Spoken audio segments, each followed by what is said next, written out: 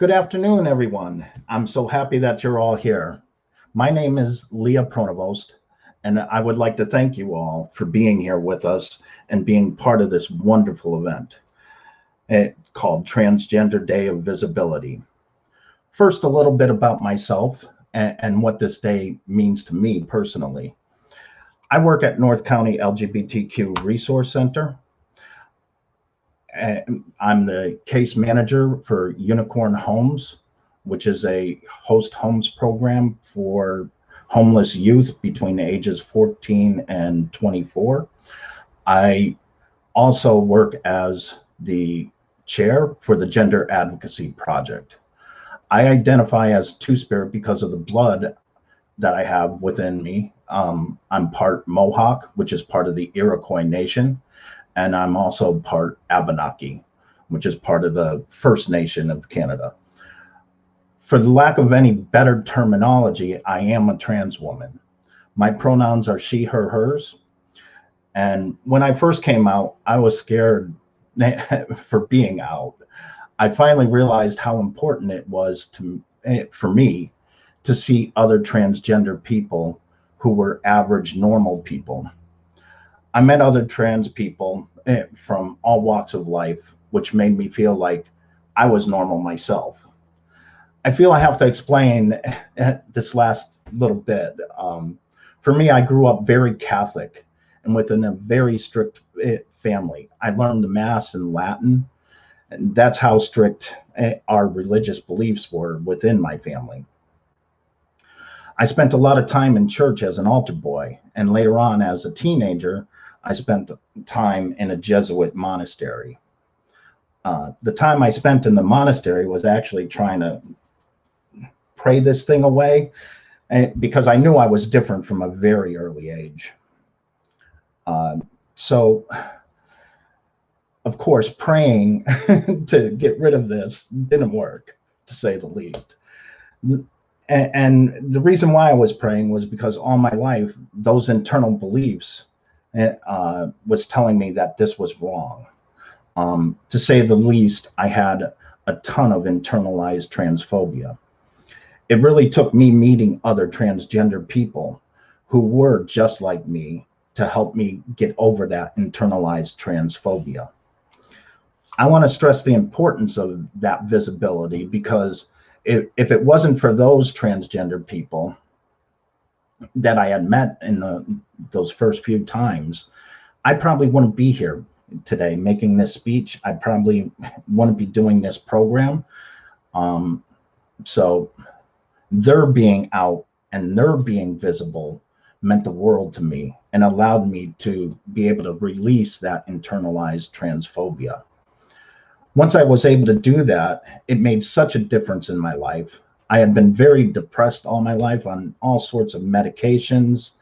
And once I met them, I was able to actually wean off of those meds and really found out that I wasn't depressed because I no longer had that internalized transphobia once I started my transition.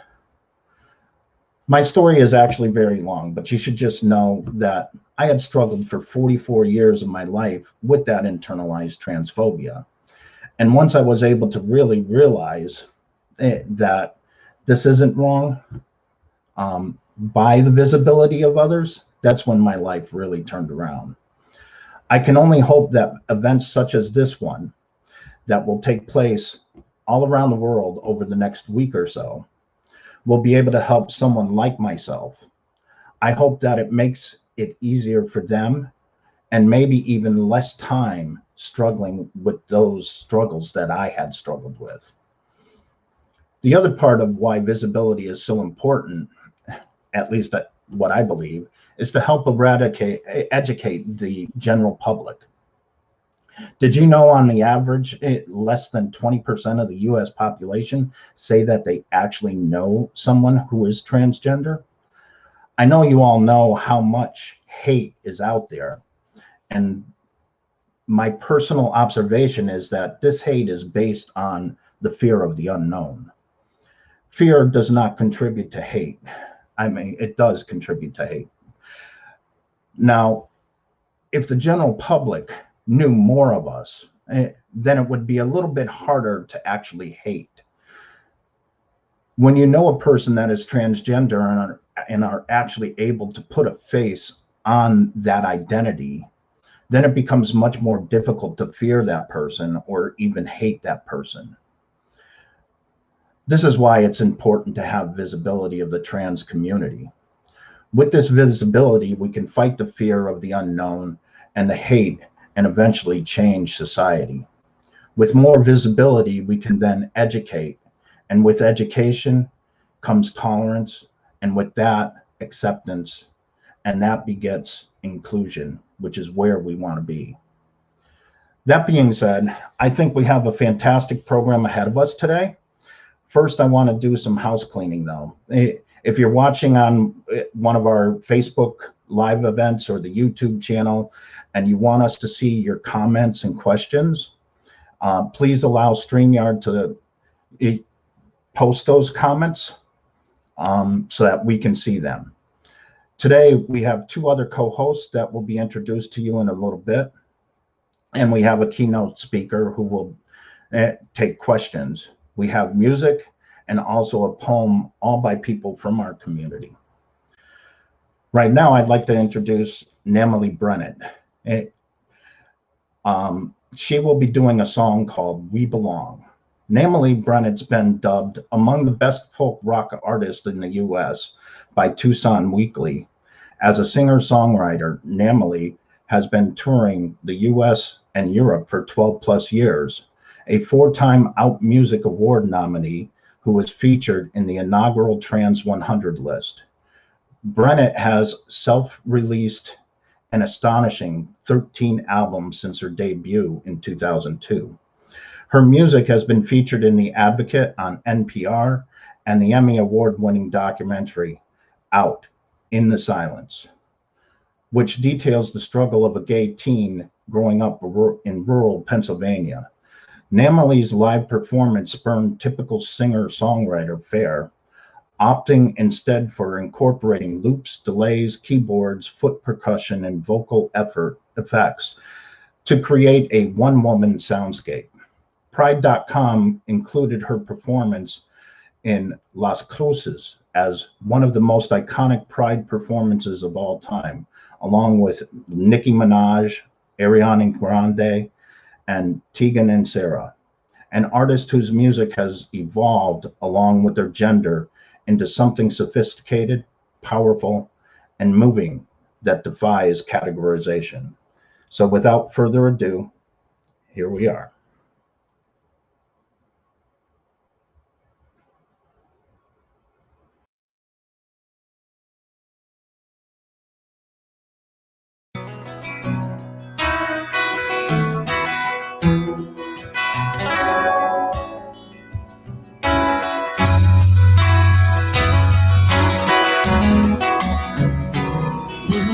Days of sorrow yet to be endured. So many days now, many I cannot be sure.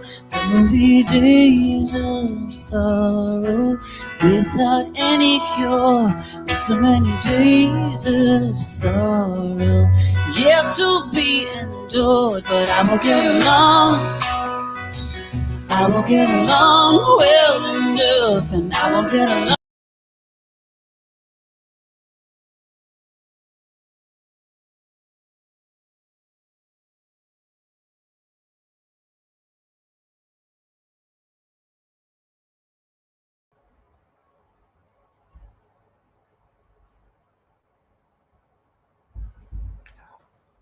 I'm sorry, that's the wrong song.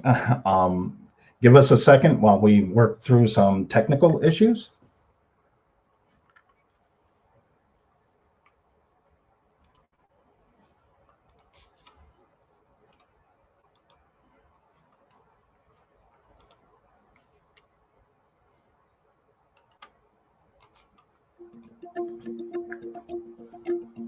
There we go.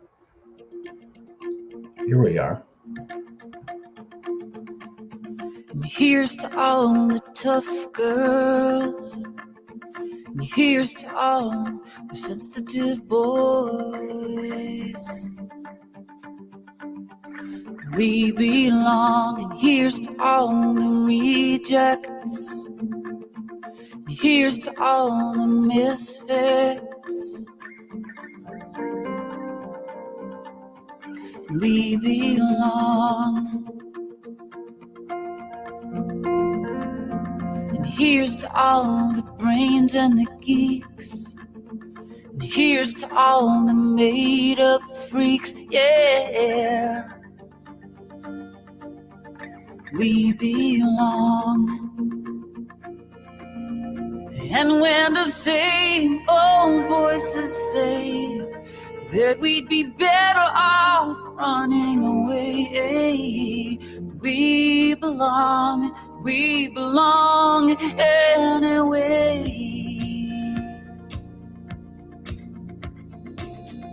Here's to all the one-hit wonders. Here's to all the mistakes and the blunders. We belong. Here's to all the fashion don'ts. And here's to all the Friday night home alones. We belong. And when the same old voices say that we'd be better off running away, we belong anyway.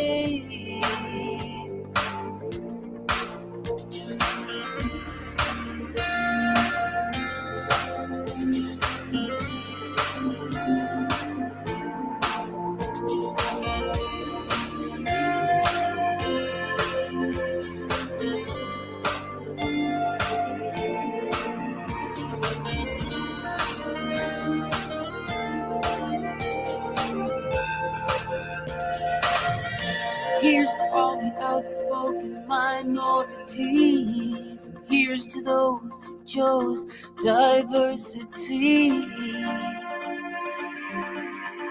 We belong.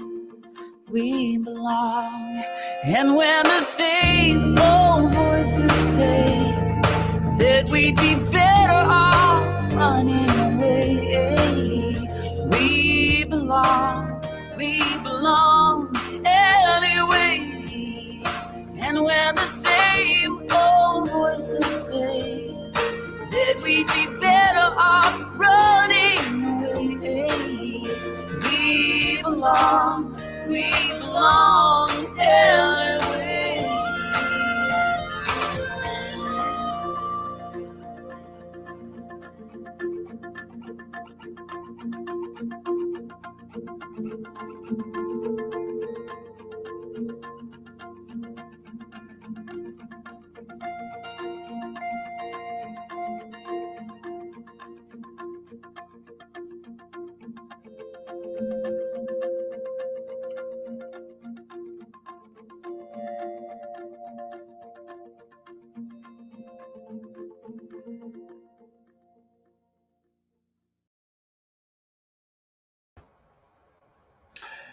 Well, thank you, Emily. Love that song, and definitely we all belong. So next, I'd like to introduce Leea Marie Velasco. She, her pronouns. She's one of our co-hosts today. Graciously, Leea serves as Transgender Services Coordinator at the San Diego LGBTQ Community Center, the Center.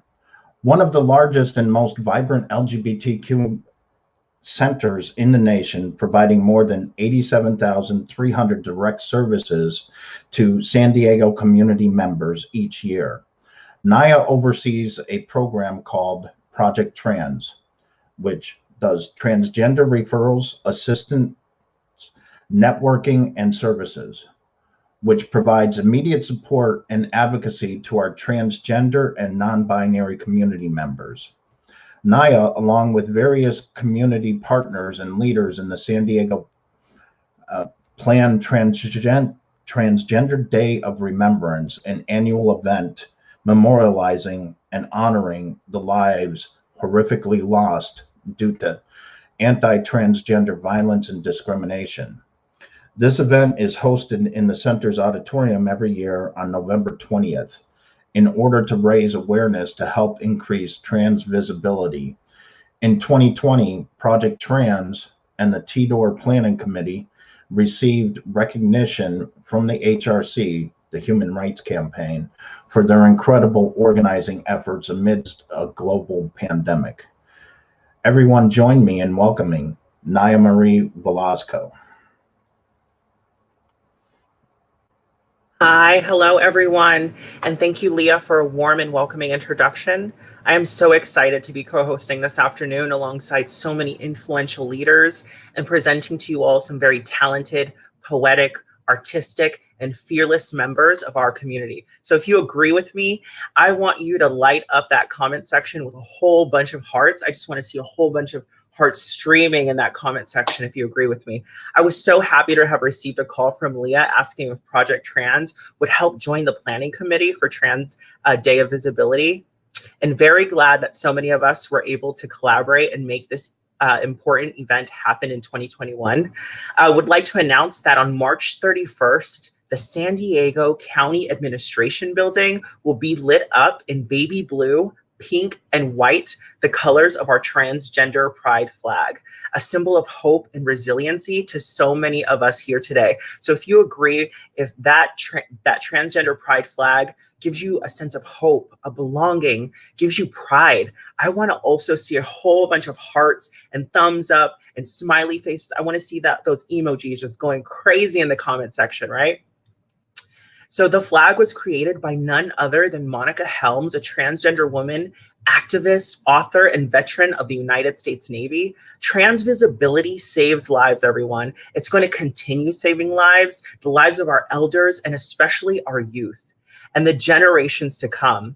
It wasn't until 2012 when the body beautiful Carmen Carrera came out as transgender and used her platform to show the world how beautiful of a woman she was, not only inside, but on the outside.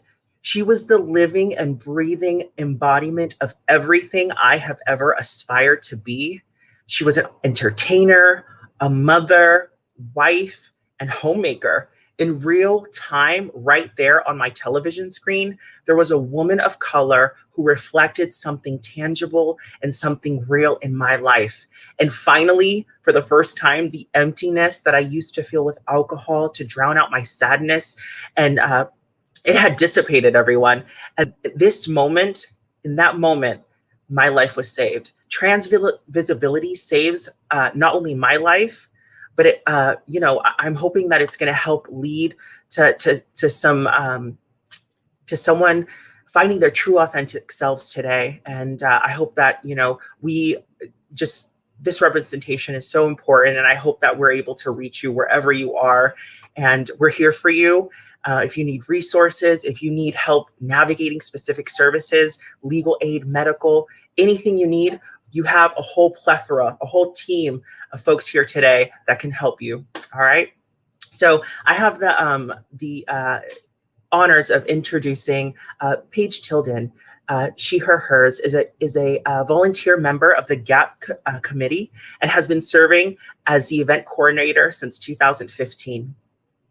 As part of the intersex community, she has brought a very different view and set of experiences to the group. Since learning she was intersex, she has made it a point to be a focused part of our local community here in North County at the Resource Center. And not only a reminder of how important the intersex community is to our center, but also the gender minorities as a whole. When not advocating for herself, she also helps to advocate for those with disabilities. She is also a mother and spends the time she's not volunteering at home raising her children. Everyone join me in welcoming Paige Tilden.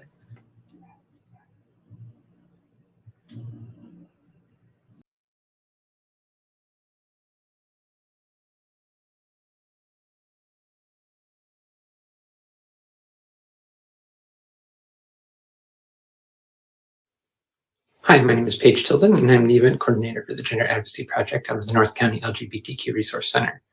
We're really glad we were able to have something this year. Since last year, we had to cancel our picnic plans because of the pandemic hitting.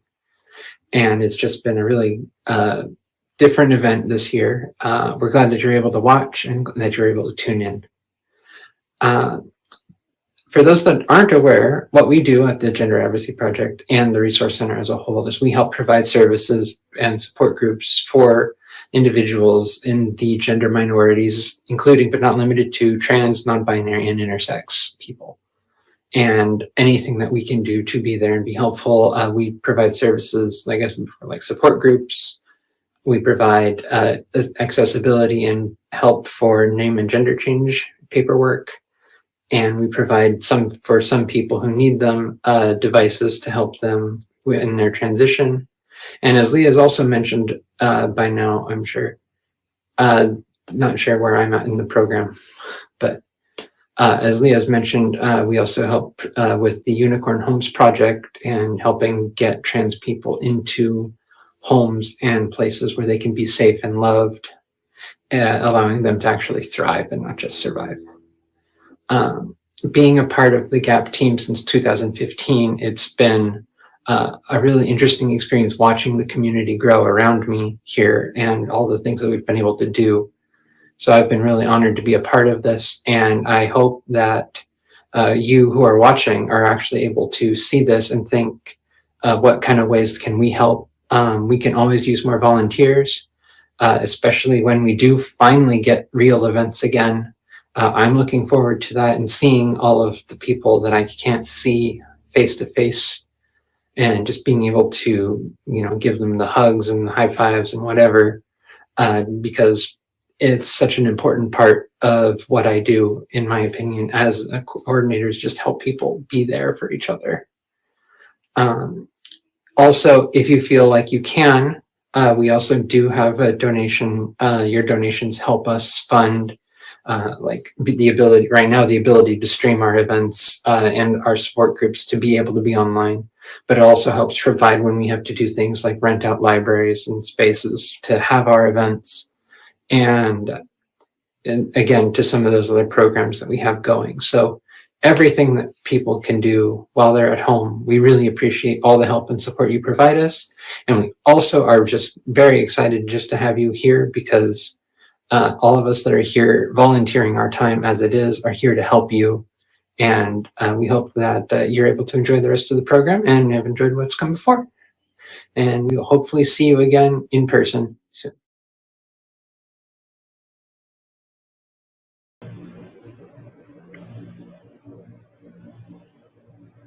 Thank you so much, Paige. And I cannot wait to be amongst our community in person.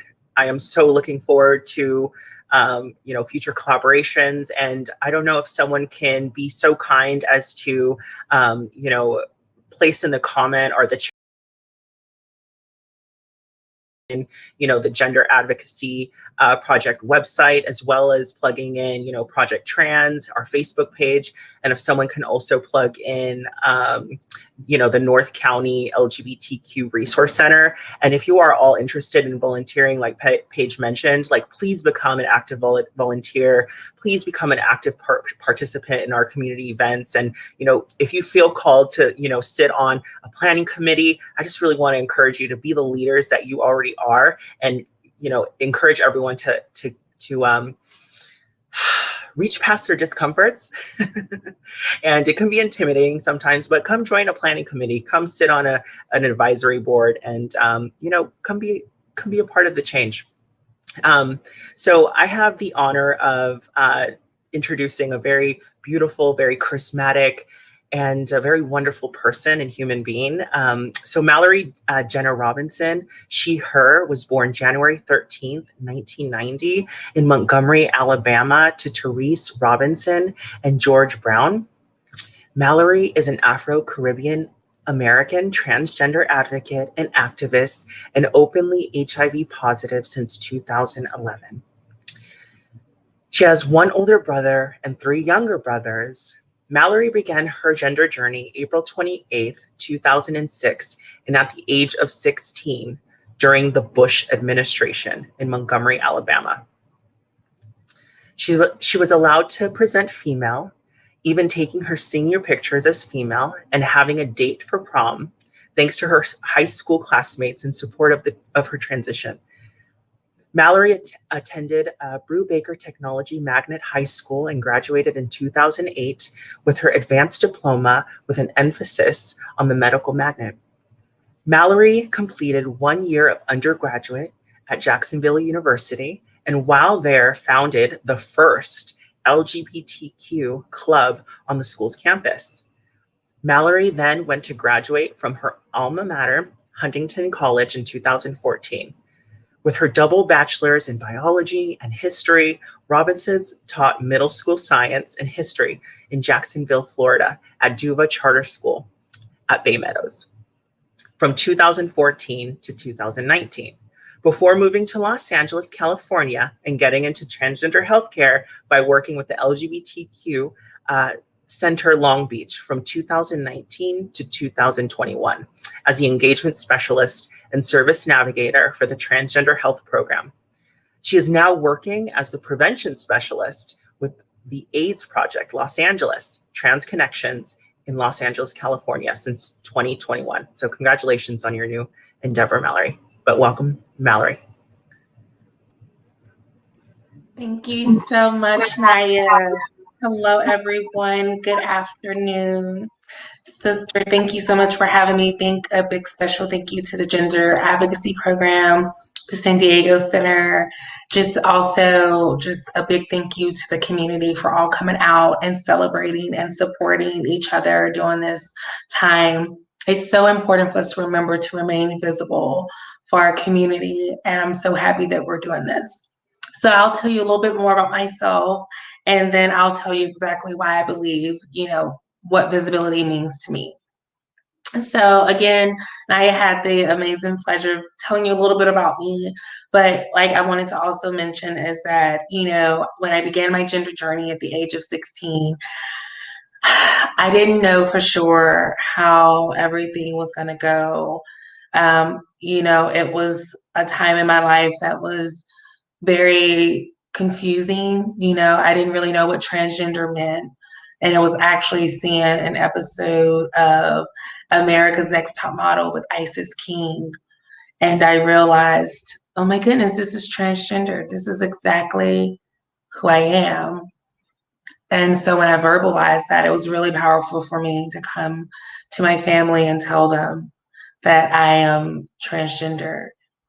Not only did I have to, tell my mom and now become her daughter, then I had to tell my biological dad, and I'm his only child, and I was his namesake. So, navigating through those conversations, it was really interesting, but I continued to persevere and never give up.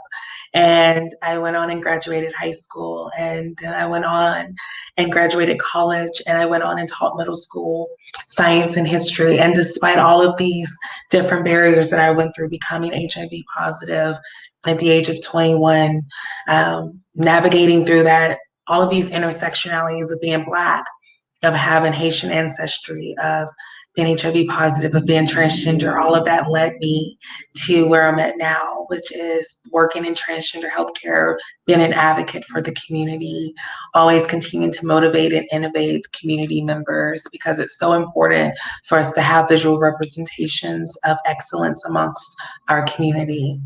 So I just want to say, what does visibility mean to me? Visibility means standing in your truth. That's a really big mantra that I have. And I feel so many times that when we become who we are, I think we really take on a sense of owning our identity, owning our truth. We're more willing to be open and vulnerable with others. And that is part of being visible. So many times I think we have to feel like that we have to always be the brave ones. We always have to be the strong ones. And we always have to be the resilient ones. But it's okay to show a little bit of vulnerability. It's okay to want to have hope and want to continue to believe the good in others. And I always encourage that, because my really big thing is unity and community. So I'm so thankful for everyone for taking the time to come out and just celebrate this beautiful community, our beautiful community, transgender, gender non-binary, gender diverse community members. Thank you again. And so now, as we go into the next part of our event, we're going to bring in our next speaker. Our next speaker is Alvar from our safe space, our Safe Place North, as OSP for short. The first event they attended at the North County LGBTQ Resource Center was the TITA picnic 4 years ago. A former GAP committee member, Alvar is in their second year of working with queer youth at the YMCA and with OSP as a support specialist. So Alvar, Roy, I'll give it over to you.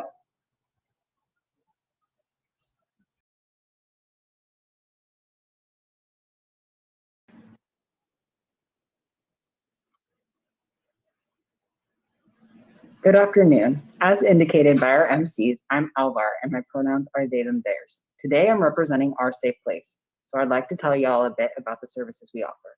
I'll also briefly share my own story and my experiences and thoughts about trans resilience and visibility. Our safe place serves LGBTQIA+ youth up to the age of 21. Amidst the pandemic, we have daily virtual activities such as Conspiracy Theory Group on Mondays, Queer Book Club on Wednesdays, and LGBTQ+ Movie Night on Fridays. Follow our Instagram account at Our Safe Place North for upcoming groups and event information. For transgender and non-binary folks within our age range, we can provide gender-affirming items such as binders, breast forms, gaffs, and/or packers, and we can assist with the paperwork associated with the legal name and/or gender change. We also have staff members who have personal experience with medical transition and navigating insurance for trans care. For LGBTQIA+ folks 21 and younger, we offer case management and connect folks with therapy. For students, we have service contracts with many local schools, both K through 12 and college, so we can help support students in advocating for themselves if they are experiencing transphobia and/or homophobia at school. If indicated, we can even provide LGBTQ+ competency training. We also offer caregiver support for caregivers of queer youth who are either wanting to be supportive but don't know how, or who are hesitant or even adverse to being supportive of their child's gender and/or sexual orientation. As noted above, the best place to find out more about our services and connect with us is via our Instagram at Our Safe Place North. Now I'd like to share a bit about my own trans experience with an emphasis on visibility and resilience. As revealed in my introduction, my first experience with the North County LGBTQ Resource Center was their Trans Day of Visibility picnic 4 years ago. At that point in my journey, I was anything but visible. I had sunglasses and a hat on the whole time, and I only spoke to one person, and only because they talked to me first and I didn't want to be rude. Back then, I knew who I was, but I was terrified about how my family and others in my life would react. Attending the support group Kaya, which stands for Come As You Are and is facilitated by GAP, helped me gain confidence and work towards coming out in all areas of my life. As I embraced my authentic self and started to get involved in advocacy, I became all about visibility. I wanted people to see the real me. I wanted to educate those who are fearful, ignorant, or even hateful of transgender and non-binary people, and show them that we are just as human and just as deserving of rights as cisgender folks. During these early stages of my involvement in trans activism, I must admit that I was frustrated by those who could and did live still. I saw visibility as the only path to equity and freedom. As I began medical transition, I was told I had to be out to my family if I wanted surgery or hormones. I feared they would react poorly, and they did in fact react poorly, which required me to exercise my resilience. As I struggled and fought to access the healthcare I sought, due in part to my non-binary identity as well as barriers I experienced due to disability, neurodiversity, and a lack of stable income and supportive housing, I once again was forced to further develop and display my resilience. I'm now at a place where I seek greater balance in regards to both resilience and visibility. I try to find safe places and people that don't require me to be at 110% vigilance and resilience 24/7 to give me time to restore my resolve. As a support specialist at OSP, I do my best to use my role to uplift queer youth and help make our community, country, and world a safer place for all folks. As I continue to struggle and fight to access necessary healthcare, I find power and encouragement in the knowledge that as I advocate for myself and challenge the status quo to get my needs met, I likewise make the path a bit easier for those who come after me. Channeling my resilience in this way keeps me from succumbing to despair and hopelessness. While I choose to be visible in these situations in the hope that my visibility will pave the way for the non-binary and trans folks that come after me. I now have a more nuanced and a more strained relationship with being visible as a trans person. I no longer begrudge those who are not visible, as I recognize not only the very real dangers that come with being visibly or out as trans, but I've also realized that we do this work so that one day trans identities will be as remarkable or unremarkable as each individual person wants it to be for themselves. If we can eliminate the stigma and safety concerns that come with trans visibility, folks will be free to be as loud and proud or private, or any combination of the two that makes them happiest. I've been through a lot in the last 4 years. I've had to be extremely resilient, and honestly, I've wanted to give up on life and tap out more times than I'd like to admit. In addition to the struggles, however, I've also been able to survive and cope with things that would have killed me or sent me to the hospital if I didn't die prior to coming out and living authentically. It took me a long time to have words to describe who I am, much less to decide to do something about it, though that has come with its own trials and tribulations. Not everyone loves or even likes the real me. Sometimes that still really gets me down, but I'm finally starting to love and even like myself, and that is something I never thought I would be able to say. Though my life is nowhere near perfect, I'm resilient and I am visible today for those who can't be. To all the trans and non-binary folks listening, I hope you know that your existence and continued persistence, despite the haters' resistance, is revolutionary and so needed. My wish for each of you this TDOV is threefold. I pray that you may find joy and self-love are only required to call on your resilience occasionally, and that someday soon you can be as visible or not as you'd like. Thank you.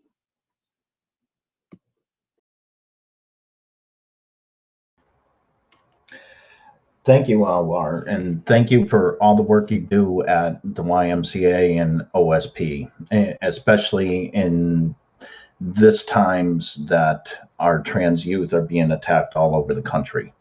So we really do appreciate all you do.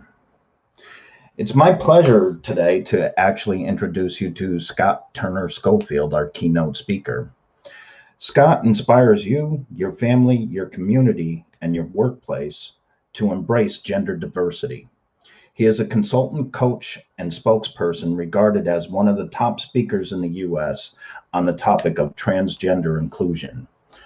Considered one of his generation's trailblazers in the movement for transgender liberation, openly trans since 2000, Scott has used his lived experience and intersectional analysis to change the non-discrimination policies of several major universities, coaches, conservative CEOs at Fortune 50 institutions to trans sensitivity in the workplace, and teach youth tools for self-esteem that living an authentic LGBTQ life requires.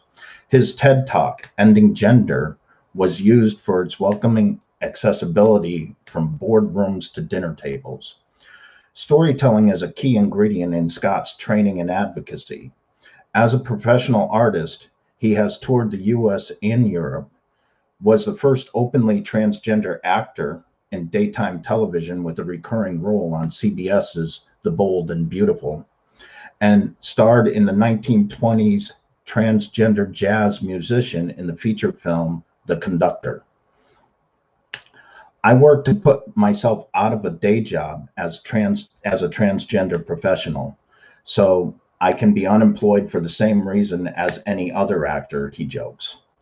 Named a trans influencer of Hollywood by Out Magazine, Scott is a consultant and trainer for GLAAD Media Institute. He consults from script to screen on feature films and episodes on networks and screening platforms. He was the consultant for HBO's Euphoria. The character he helped create has been called TV's most interesting trans character by the Daily Beast and the future of TV, Marie Claire. So without further ado, here's Scott Turner Schofield. Hi, everybody. Thank you so much for that introduction, Leah, and thank you to the whole amazing coalition of people and groups who are putting this on today. It's a really wonderful thing to all come together, and it's one of those, I suppose, silver linings where we're all able to be together in ways that we were not when we were able to be in person. So I always try to find those reasons to be grateful, and this is definitely one of them. And I'm really, really grateful to be here with you. Thank you for giving me the opportunity to support and to share my story. It's such a boost every time anybody asks to hear a story. So I'm going to tell you a real story next, but first I'm going to tell you the story of how I got here. I started doing professional performance work in the year 2002. And I did that because all I really wanted was to be an actor. But back in 2002, there weren't trans actors the way that there are now. I had no ability to even imagine that I could be on television or be in movies. So I wrote my own work. I wrote my first one-man show and I began touring it. And I really started doing that because not only because I wanted to be an actor, but also because I wanted to see stories that I wasn't seeing anywhere else.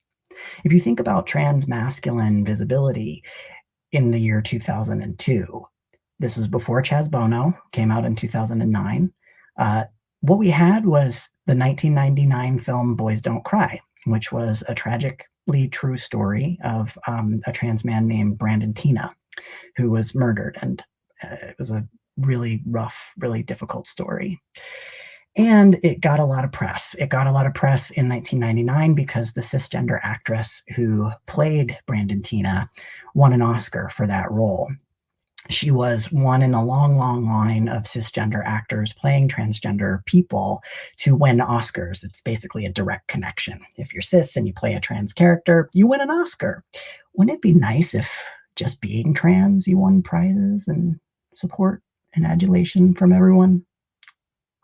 So that's the visibility I had. There was one other amazing person named David Harrison. You should look him up. He was a storyteller who was making the rounds, and that was really it. So I realized that if I wanted to eventually be able to be in stories the way that I am now, I was going to have to sort of change the world with my own story a little bit, lock arms with everybody else who was doing it and help. So I started with my first one-man show, and people really did want to hear this story, even at a time when, if you said it's a work about me figuring out that I'm transgender, people were like, what is transgender? Like, that's really where we were back in 2002. So the people needed to be educated. Now, something that is really important to say is, even back at that time, I was really aware of how privilege operates, right? So I decided, I really need to kind of be like Robin Hood and use this privilege for good. I recognize that as a white person, people listen to me, people take me seriously in ways that they don't take BIPOC folks as seriously. I recognize as someone who is able-bodied and attractive, we're just going to say it because that's a real thing, right? As someone who had educational privilege, right? Even as someone who is transmasculine. Because if we go all the way back to just the playground, the way that people treat the tomboy with respect, right? As opposed to the quote unquote sissy, right? Which is misogyny, okay? It goes all the way back. It goes really deep. So what I decided was, I'm just going to use it. And I started educating. Education really became my day job. I started working, and I very quickly, with all of that privilege, was very easily able to move into corporations and start talking with people with a lot of power and educating them. And really what was amazing was it really just took a little bit of education.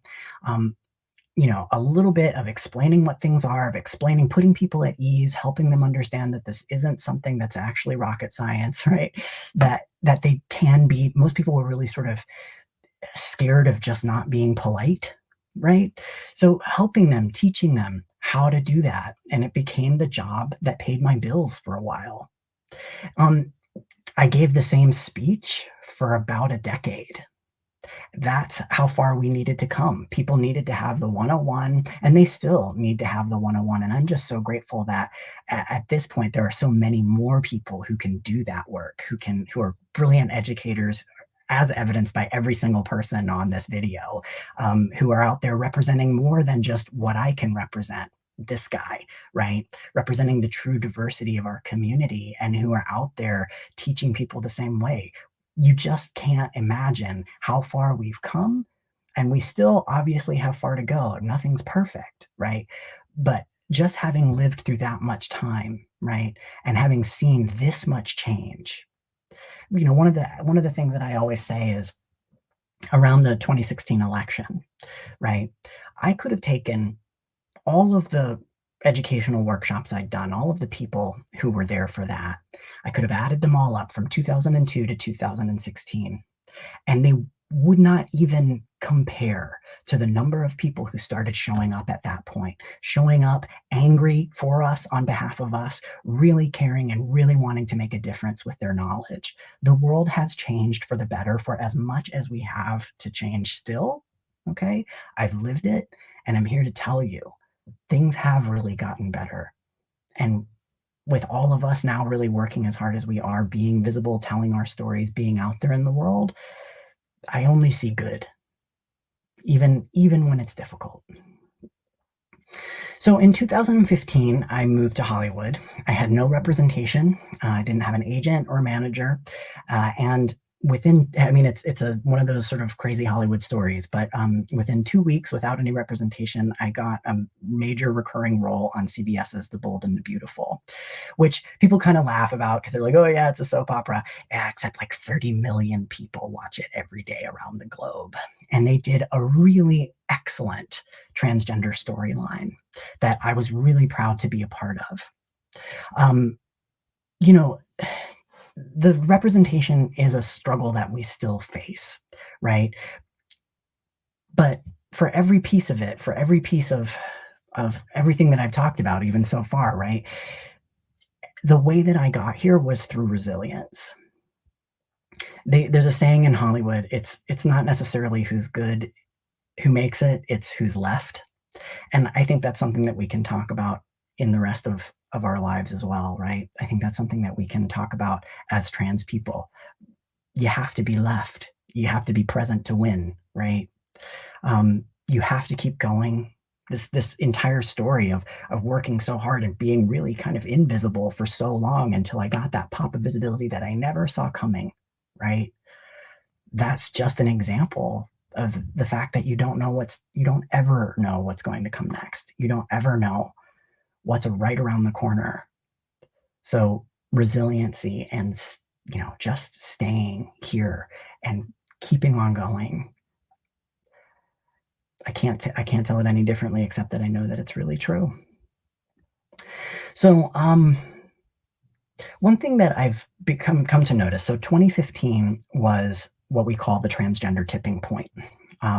We had several pops of transgender stories that kind of had a big little pop here, a big little pop there. But in 2015, the bubble didn't burst, right?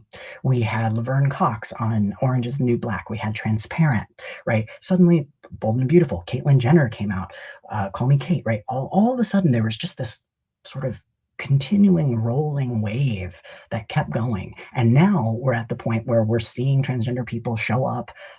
I'm here to tell you, on all kinds of different of TV shows, in the movies, right? People are really looking for and asking for these stories. That's because they're really good. Okay. But one thing that, again, we still need to work on is that the story of representation, it started, if we take a look at Transparent, right? Transparent was the story of a transgender woman, but the real story of the whole article was, of the whole series rather, was really about the cis people in that transgender woman's life, right? Who had accepted that she was trans and were trying to figure out what that meant.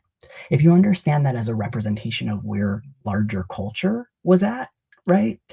Larger culture in that moment was accepting that trans people exist, and they were trying to figure out what that meant to them. Okay. We've now come to a place where there are very few people, very few creators out there, very few people who are in control of the means of getting our stories out there, who will really let us represent ourselves in the way that, for instance, Ryan Murphy with Pose or Sam Levinson with Euphoria are generously allowing us to do, right? They're the ones who are saying, no, your story, the way you tell it, is what's interesting. And I'm going to put the resources behind it to allow that to happen, right? Mostly what we're still seeing from other creators is the way that they see us, right? The way that they center themselves in our stories. And, everything's a step-by-step process. You got to get there one way or another. Okay.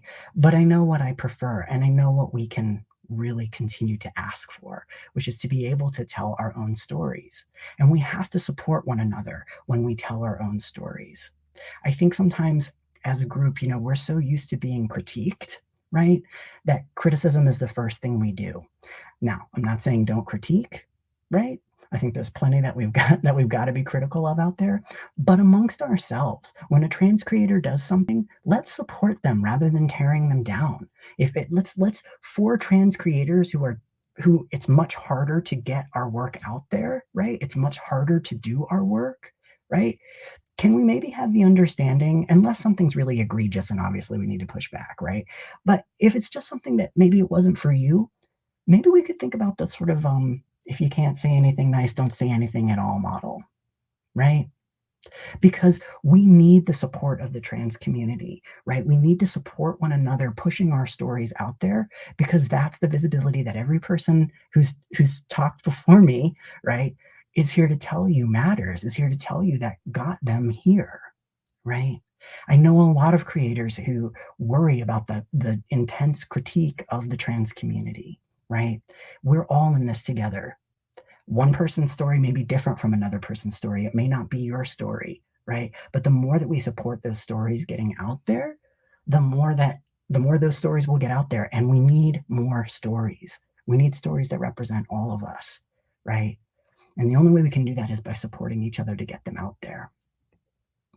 I want to say, it's important to represent ourselves, even as the big Hollywood players, right, may not be as supportive of our stories the way we tell them.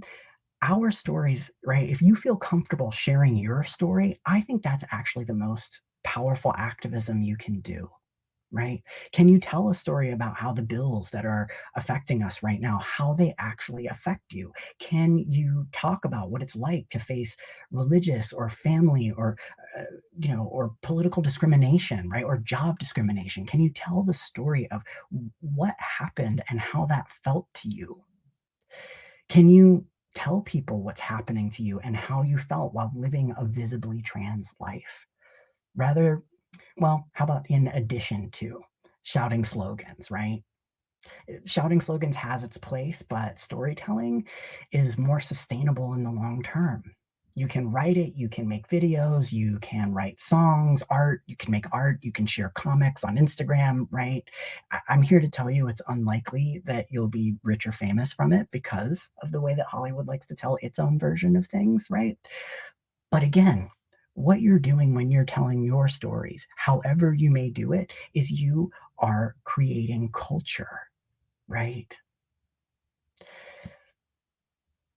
You're also being creative. And I put a lot more stock in that than burning the whole world down with outrage. I want to see what we create. I want to see what we bring to the world through telling the stories of our existence, which is being visible. You telling your story, whether you make content out of it, right, for others to consume, or whether you just live your story day by day, you are making culture. You are making the path, which forms a path for others. And as a pro tip, I would say that when you start to see everything in life as a story that begins and ends, it really helps you move through it. It helps you survive, and it gives you a lot more to talk about later on. So I want to share a story with you about the reality of being visible, right? This is one of those stories. We talk about visibility a lot, right? But like, what does that really mean? How does that really play out in life? So I'll just go ahead and tell you. I should mention, this is from a project that I've been working on since 2007. It's called Becoming a Man in 127 Easy Steps. And it's a massive storytelling project. There are 127 different stories. It's been a live show since 2007. In the last 2 years, we've turned it into a series of short films that we're going to produce this year, I hope. There's also a book and a podcast in the works. And so it's a way for folks not only to do, for me to contribute to trans masculine visibility, which is something that we really struggle with. Trans men are barely in our culture's imagination right now, right? So I want to contribute to that, but I also want to show folks that, 127 different stories. If I have 127 different stories, you absolutely do. And every single one of them deserves to be heard and enjoyed and listened to, right? So it's a project that is very close to my heart. It's my passion project. And this is step 108.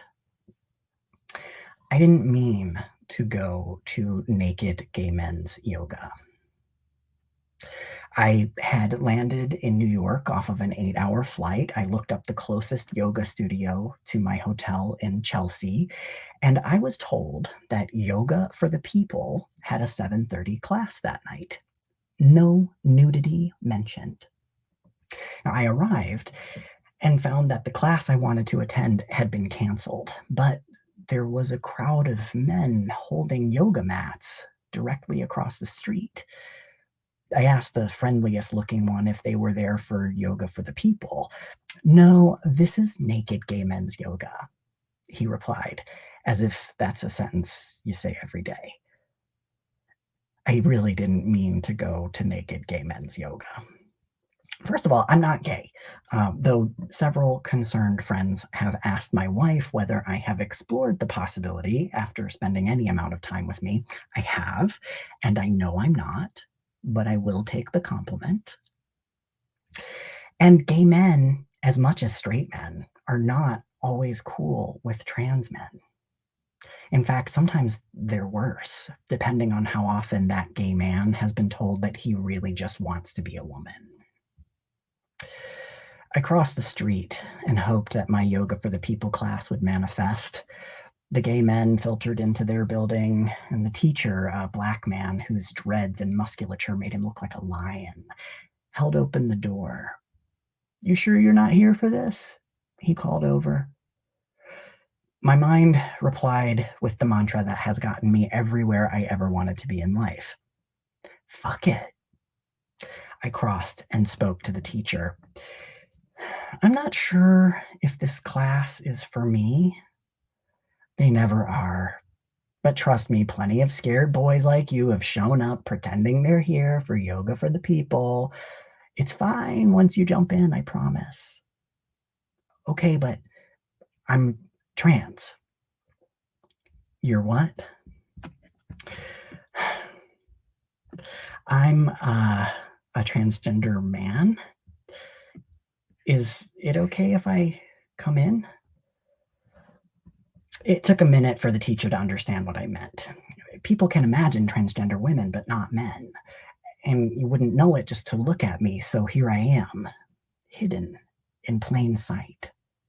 Just a man.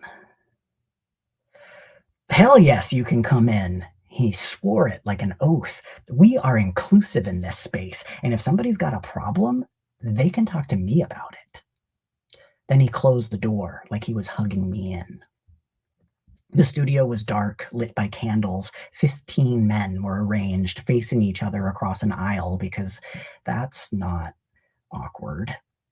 I dropped my drawers in a corner, grabbed a rented mat and towel, and kept my nether regions covered until my cross legs covered anything they might be looking at.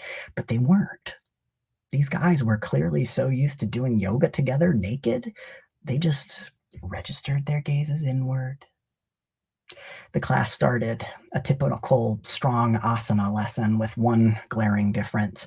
I kept my eyes on the end of my nose as we moved through the positions. At one point, the teacher moved behind me and guided my hips to tilt ever so slightly up. And I realized that I had never done downward facing dog correctly in 10 years of practice. You have to align your anus parallel with the ceiling, he murmured and walked away. Yoga literally saved my life. 10 years into transition, I still wasn't feeling comfortable in my body because transition doesn't solve everything. I was so depressed about that and the state of just being a trans person in a transphobic world generally that finally a good friend of mine suggested I try it. I rolled my eyes. I'm not going to join some cult of pretzel people, Allison. To which she replied, "You're not. And anyway, what do you have to lose?" There's much to be said about white people doing yoga to save themselves, and that conversation often stops people in pain from finding a path through it, which is as much an affront to the mission of yoga as those who appropriate and capitalize on it. For now, let me say simply that by practicing with respect and awareness, yoga showed me the path through my physical body into the respect and awareness that is so much bigger than myself. The answer to the problem of yoga in the West is not less yoga. It's more respect, more awareness. And now, 10 years into practicing yoga, I was having yet another eye-opening experience. At some point, I began looking around the room of naked men. I have a strong yoga practice, and 45 minutes in, I hadn't broken a sweat. There were men in their 60s struggling, but even men in their 30s sweating pools all over their mats. BIPOC men, white men, men with tight muscles, men whose bodies sagged. I didn't look at anybody's genitals, but I didn't avoid them either. The room was dark, and the shapes between our legs would all be different based on anything from height to religion to other accidents of birth and belonging. I wasn't fixated on theirs or mine. I just kept up with the teacher, murmuring directions for what foot to put where. "We're going to move into partner yoga now," the teacher whispered to me. "Do you want to partner up with the guy next to you, or do you want to work with me?" Obviously, I wanted to work with the person who was the least stranger to me. "Okay, but we're going to be in the middle of the room, demonstrating for everybody? I'll make sure you look good. Don't worry." The center of the room felt much brighter than my row off to the side, and now everybody was definitely looking at my naked body. Now, when I teach transgender sensitivity, I always remind people to stay in the present with the person. Don't imagine what their past might have been as a differently gendered person. It's gone now, and it takes you out of the conversation that you're having. And if someone's actively in transition, you can't stay in the past or jump forward to where they might be going. You just have to be here now with them. And that's just what I did with my naked teacher and all of those naked men staring.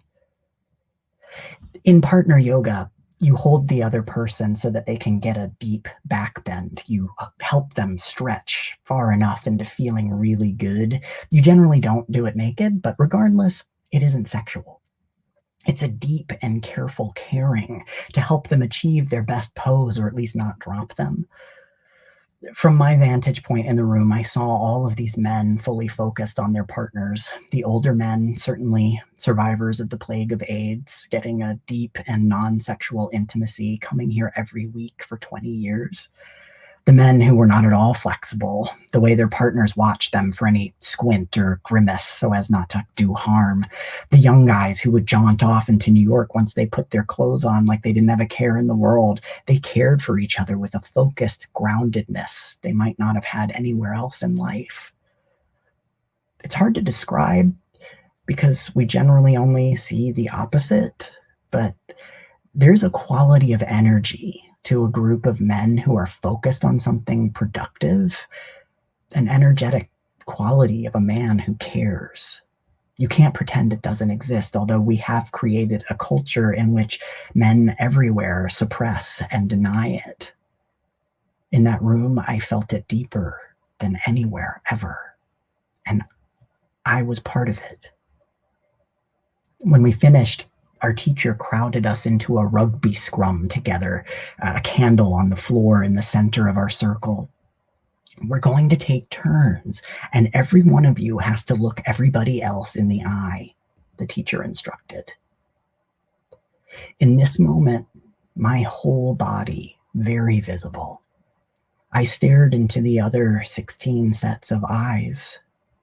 I saw that some people were so confused, presumably by the shape of my genitals and the diverse mix of shapes in that circle, that they simply couldn't find my eyes at all in all of their mental turmoil about it. I saw that a few men truly hadn't noticed. In a few, I met the gaze that told me I did not belong there. And I was empowered by the shame I could see when they had to look me in the eye to tell me that naked truth. And in some eyes, I saw a warmth and welcoming that I have become used to most places I go now. That is to say, I saw it all exactly as it was. I was both completely in my body and completely in my soul. I felt like a part of the one soul we share, which yoga brings to awareness. Being trans can feel like such an enormous difference, as vast as existence.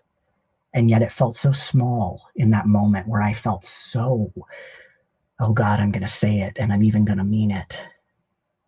Where I felt so at one with the universe. There's a mantra in yoga that says it better, and the gift of naked gay men's yoga was my deep realization of it. Om Tat Sat. I am that I am. That is exactly what being a man has always meant for me. When I continually arrive at the place where words fail, I am that I am. In this accidental moment in a yoga studio in Chelsea, almost 20 years after I began my transition, I found my gender identity deeply, though not uncomplicatedly, confirmed by a group of other men for the first time. And nobody said a word. So that's my story about visibility.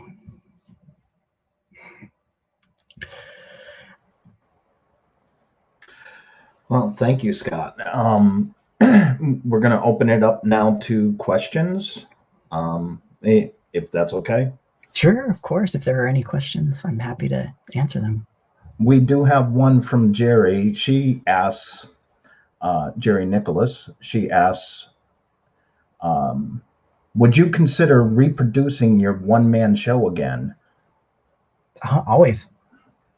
But what I hope with being able to put it out as a movie and a book and a podcast is that, you know, people everywhere will be able to see it without having to buy a ticket and show up and, you know, do all of that. But absolutely, I love performing, so I'd happily do it again.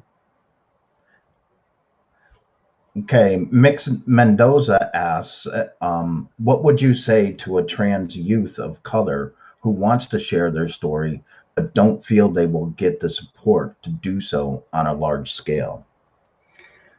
Well, the first thing I would say is, how can I help? That's always what I wanted to be asked, and so that's what I would ask anybody else. How could I help you? And I think the thing that I tried to say in my speech earlier was, you know, there's this thing about fame, right? And Hollywood and all of that. And you have to fit into a really specific thing. You have to fit into what they want the story to be for them to tell that story. And a lot of times when we tell our own story, they haven't caught up to us yet. We're so far ahead. We have so much depth and so many amazing stories to tell, and Hollywood doesn't get it yet. So, you know, this is something that I've struggled with. Yes, I've been on a show with 30 million viewers, right? All, you know, like, yes, I've had this pop of fame, and, you know, I also am someone who tells my story to, you know, fewer than 50 people on a regular basis. And I always have. It's always been a smaller audience. I guess what it is to say is that there are no small audiences. If you save a person's life with a story and there were only 3 people there, that's huge, right? So think about the power of your story. And it has nothing to do with likes or follows. Thank you, Scott. That's awesome advice. Douglas Marone asked, what age did you know that you were transgender? Well, so I knew that I was trans, but we didn't have the language for it. I knew that I was trans when I was 3. I was very clear that I was a boy, that I was not a girl, that there was some kind of mix-up because everybody else in the world was unclear about this fact with me, right? And I struggled against that for a long time because when I was growing up, we didn't have the words. There weren't people out there being representatives. There weren't people being visible. Our stories weren't out there. My mom didn't have PFLAG or groups like the LGBTQ Resource Center, right? Like those things are fairly modern in terms of being around for people like us. So I knew it, but it took me until I was 20 when I first met someone who was another trans man. And I had even met and known trans women. I went to a youth group, a trans youth group in Charlotte, North Carolina called Time Out Youth that's still around, which is amazing. But it was like really early and we were like 10 people who met in a church basement. And now they have like a whole center with like beds and therapist's office. It's amazing, right? But I met trans girls there, but I never met another trans guy. And finally, when I met this guy, it was like huge light bulb, right? And so I hope that these stories and the stories of all the other trans guys, right, who are listening to this, you telling your story, you have no idea how far that's going to reach and how powerful that is. Yeah, I get that struggle at an early age. I was 4 when I realized it was different. And I even had an argument with my mom in my grandmother's basement during Christmas with all my aunts and uncles around. So right, it was a different world back then. 1963, my mom said, "Don't ever mention this ever again." So. Yeah. And I mean, I think there are still people who are still having those arguments, right? Like culture isn't, things have progressed, but not everywhere and not for everybody, right? And I think that's why it's so important that we just keep, and again, I want to make sure that I state, you can tell your story as a storyteller, right? You can tell your story through art, but also just living your story is enough. Jerry asks, did you help write your storyline on The Bold and Beautiful? And did you find yourself educating those on the set? So The Bold and the Beautiful brought in GLAAD, actually. And GLAAD is an amazing organization. They work with Hollywood to help tell stories, which is amazing. So they really worked with them. But what was great was the executive producer of that show was like, look, if we're getting anything wrong, please let us know. And because I'm also a storyteller, I was able to sort of say like, yeah, sure. Like, I'll help you with that. So I helped, but I didn't actually write those stories. If you want to see a story that I did write, check out Studio City on Amazon Prime. It's a really short little web series. It's really fun. And I got nominated for an Emmy last year based on the story that I sat there and told. And there's a number of folks from the LA trans activist community who are also in that, who helped me tell that story. And so it's a really great thing to watch. Well, congratulations on your nomination. Thank you. Any more questions out there? Well, this has been really great. Thank you all so much for having me. Please feel free to follow on social media. You can look me up by my name, and just I'm so happy to support your stories.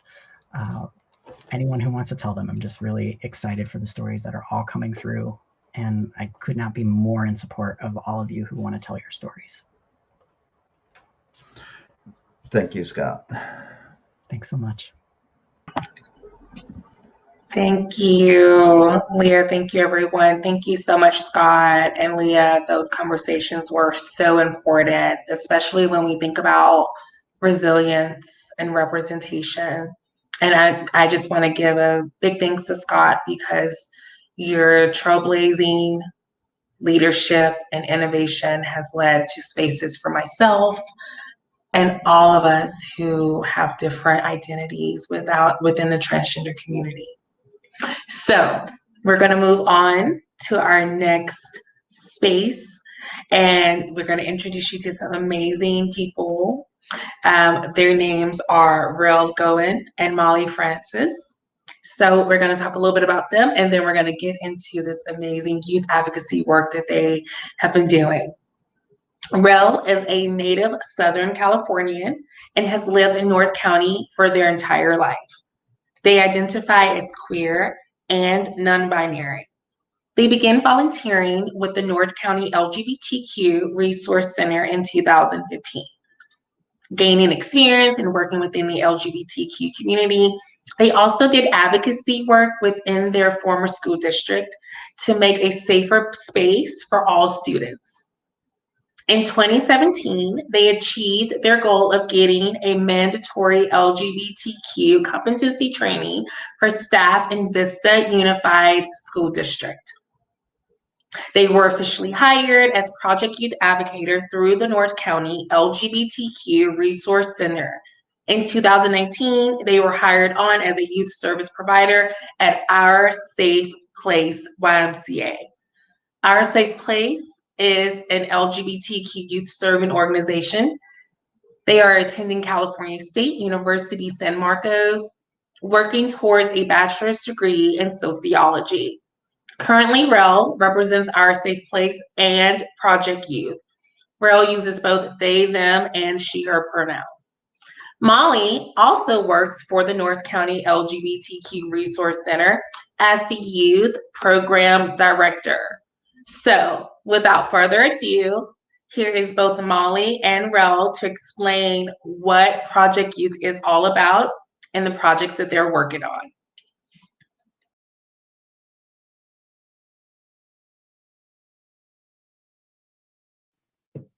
Hi, my name is Rel Goen. I'm the Project Youth Program Coordinator for the North County LGBTQ Resource Center. Our pronouns are they, them, and she, her. Hi, I'm Molly, she, her, hers, and I'm the Director of Project Youth. Project Youth is the youth portion of the North County LGBTQ Resource Center located in Oceanside, California. County, and now that our programs are virtual, youth from across the country and internationally as well. We proudly have virtual activities currently, but prior to COVID and post-COVID, we will be having more in-person events. Some of our in-person events include Gays on Ice, which is a great LGBTQ ice skating event. We also have an annual trans youth salon where we bring in hairstylists, makeup artists, and other trans youth providers, and we provide gender affirming items, all free of cost to support our trans youth. We also do activities such as our Halloween party. We do a youth leadership summit to provide leadership resources for LGBTQ youth, and we have our annual queer prom. We also celebrate GSAs through a GSA award ceremony as well, which is Gender Sexuality Alliance. Project Youth also works with our GSA advisors. GSA advisors are located in middle schools and high schools throughout North County, and we work with them in supporting LGBTQ students throughout North County. We would love to get more youth voices on our Project Youth Committee, so we encourage youth and youth providers to join our Project Youth Committee, which meets the third Wednesday of every month. If you'd like to join, you can email LGBTQ+ projectyouth@gmail.com. We're so excited to serve the queer community. Thank you everyone for being here this evening, and we appreciate the time that you are giving and the attention that you are providing. We're so excited to proudly celebrate with you Trans Day of Visibility. Thank you. Thank you.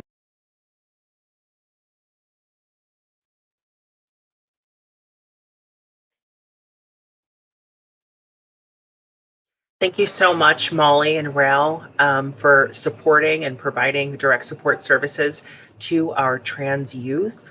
Again, if you are youth and would like to serve on their committee, reach out to Project Youth. Thank you so much. I have the pleasure of introducing Ashley Rayo. She, her, hers is a transgender youth located in North County, San Diego. Her interests are in coding, entrepreneurship, biopsychology, and theater. Ashley was 11 years old when she created TV Net Industries, a company who specializes in creating media and developing technology that helps build social gaps and accessibility to those in need of tech.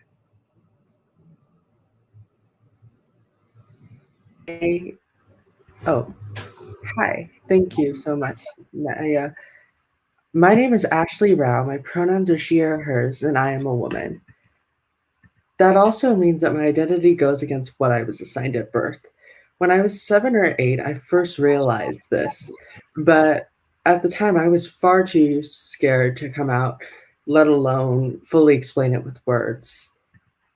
When I was around 15 or 16, I finally gathered up the strength I needed to come out to my parents, friends, and family. And around halfway through my transition, I came in contact with the center.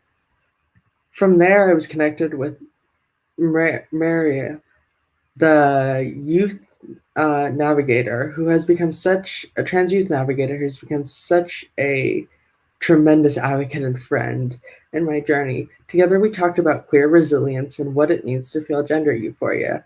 Other times we just talked, and that was okay too. These conversations have meant the world to me, and I think it is important that all transgender and gender nonconforming people get the same emotional support and affirming care they need. We are all worth it, and I hope to see community grow and become a safer place for trans and gender diverse people everywhere. Thank you.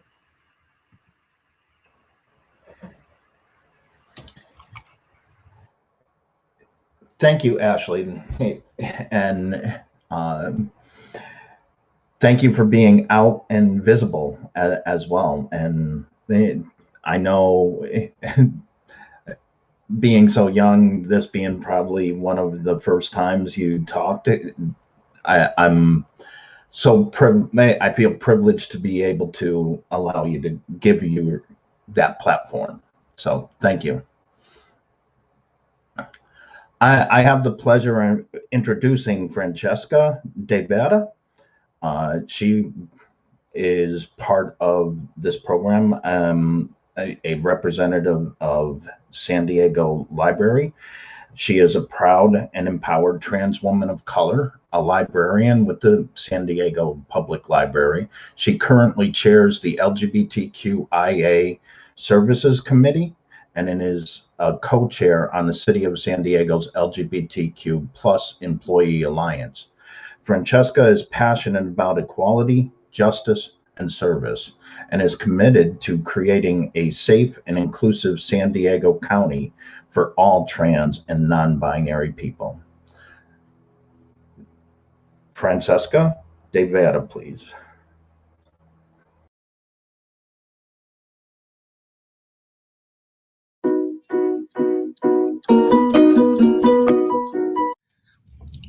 Good afternoon. My name is Francesca De Vera.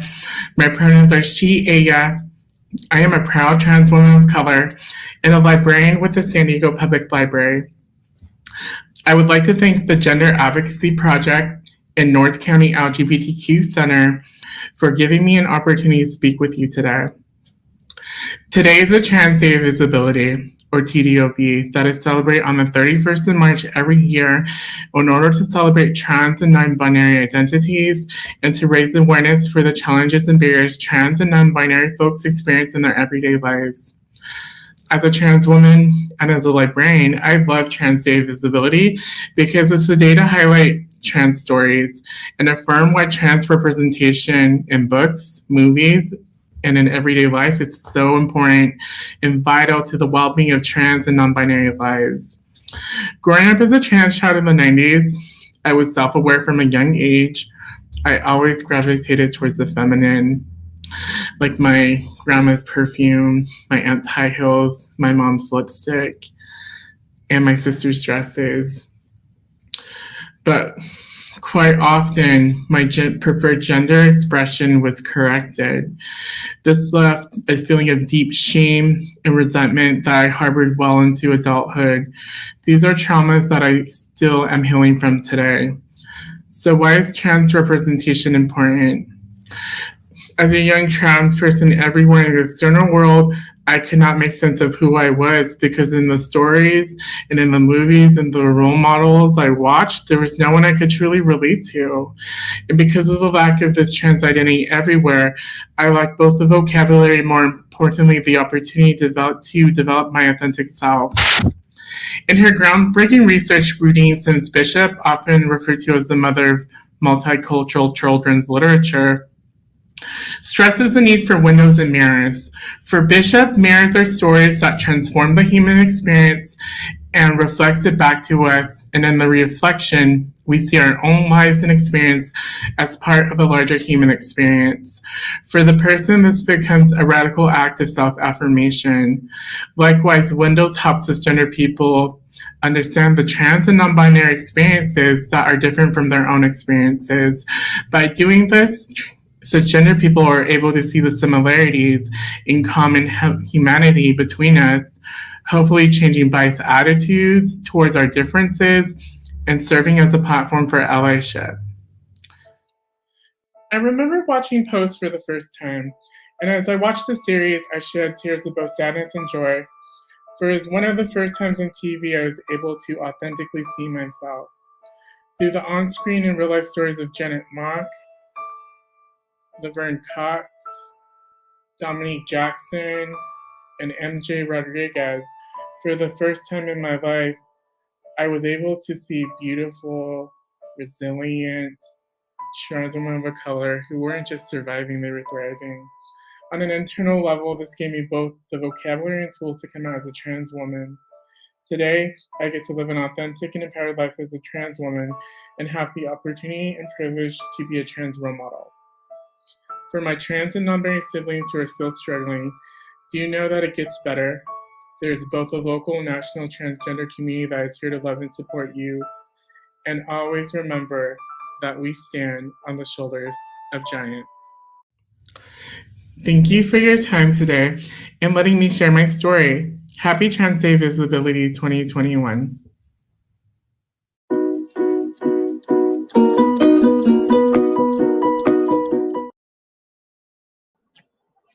Thank you so much, Francesca. That was such a beautiful story. I too know personally, as a Black trans woman, Pose was definitely a show that I definitely resonated with. And so I definitely appreciate you for highlighting that as one of your resources for visibility. So now we're going to move on to Mix Sitlali, Lolly, as they're known, or he's known, Mendoza. They are white, Latinx, non-binary, gender identity educator and healer who is passionate about using spiritual tools to dismantle the gender binary. His background is in trauma-informed LGBTQ mental health services, intersectional LGBTQ youth, advocacy, and in meditation and breath work. Sitlali helps people reclaim their gender identities, free from colonial and capitalist framework through introspective workshops, group programs, and one-on-one emotional support. Follow their work at mxmendoza.com or on Instagram at mx_Mendoza. Hello, everyone. My name is Sitlali. I take he, him, or they, them. I'm so grateful to have the opportunity to share my story with you today. This is called a personal reflection on the liminality between and beyond the binary systems in our world. Mi tata, my paternal grandfather, had 5 sons, and my father was his first. My father was the first to marry, and he and my mother had the first child in the family, me. On the day I was born, my tata adorned my face with beautiful earrings. I was the first girl in the family to have his last name. I wonder, what if I wanted to know the names of all the flowers that nurtured my creation rather than the pollen? And what if I was pollen masked by a beautiful flower? Would he still love me? Would he still have placed those earrings on me? In the social reality of everyone around me, my entire future had been penned. I would be a beautiful girl with a heart of gold. I would be a self-sacrificial lover and giver like the line of mothers who raised me. I would love a man and then have, raise, and love his children. I would devote myself to my family and find love for myself through my love for them. Could there be a more noble pursuit in life than to give and to love? How else could one express the immense gratitude of life but to give my life to nurture others? Do boys even feel gratitude? Does pollen remember the flower it came from, or does it forget in search of a fresher flower? I remember Christmas when I was 3, living in the apartment my tata constructed above his house in Tijuana for his first granddaughter.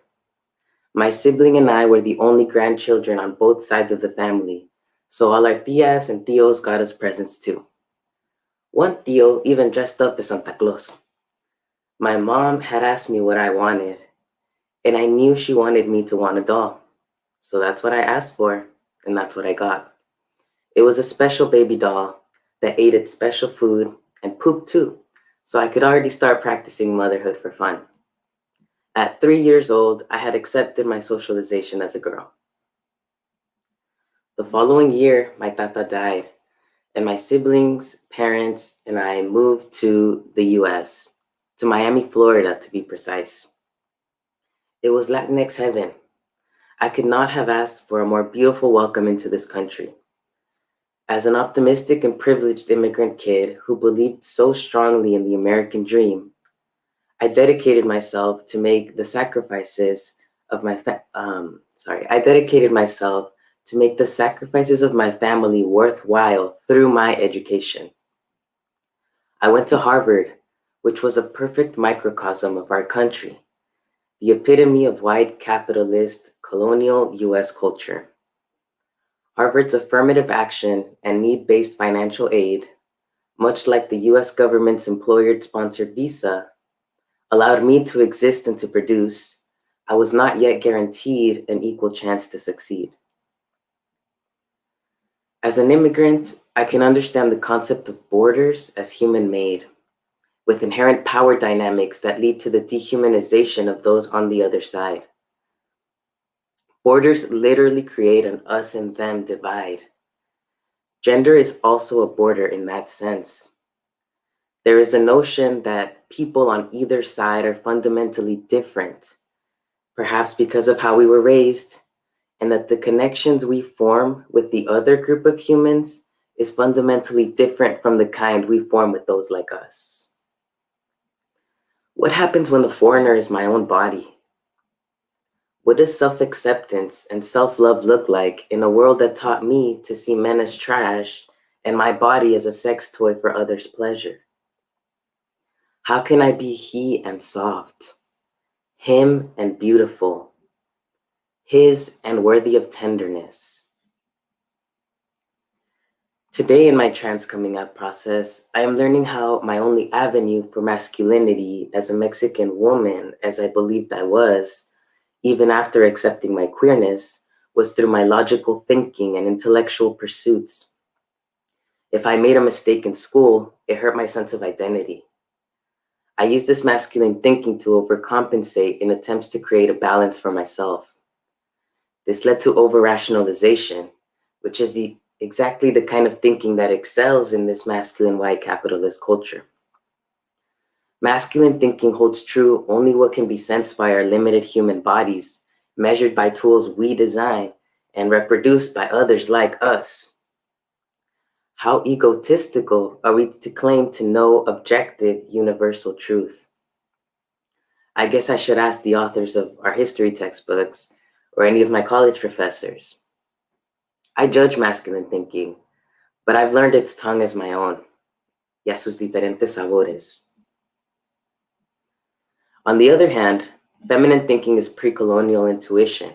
It paints a rich and beautiful story of reality and gives meaning to every single human experience, while its oppressor writes a scientific article and establishes its truth as universal. Feminine thinking is faith, compassion, trust, and hope, despite all evidence pointing to hopelessness. I invite you to look at colonization through a patriarchal lens, a story of Mother Earth as fertile, beautiful, passive, virgin, ripe for taking, abusing, and controlling. How deep are these truths rooted into our very being?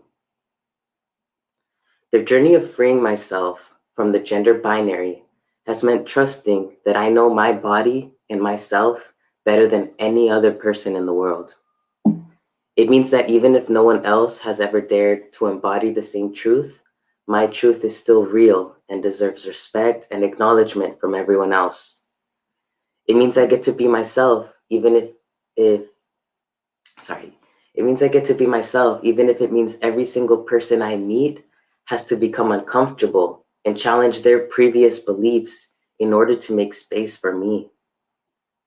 I am not a burden for not falling into neat categories.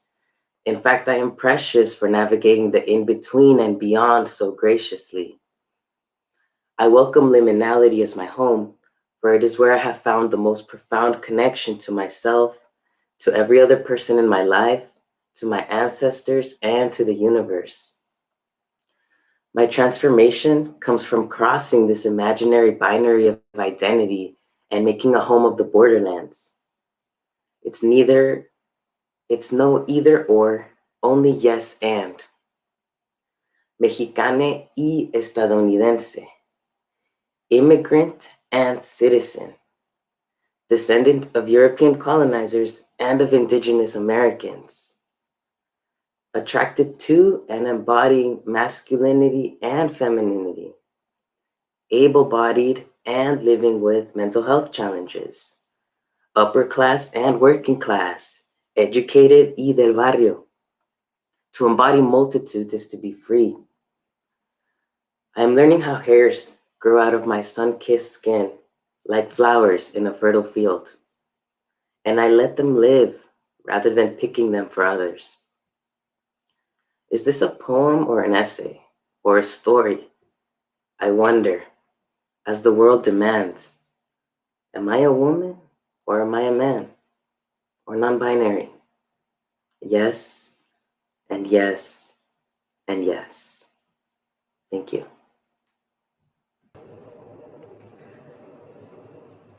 Yes, yes, and yes. You are everything glorious and magnificent. You are the flowers, the pollen, the sky. You are the roots. You are everything. And I'm so happy to know you, Sitlali, and thank you so much. And I am so happy to introduce our next guest, Beck Cerna. Beck Cerna, he, him, his, a transgender man who has been part of the Gender Advocacy Project since August 2018. Beck was the chair of the committee from March 2019 to August 2020, and now primarily assists with legal name and gender change services through GAP at the North County LGBTQ Resource Center. Everyone, Beck.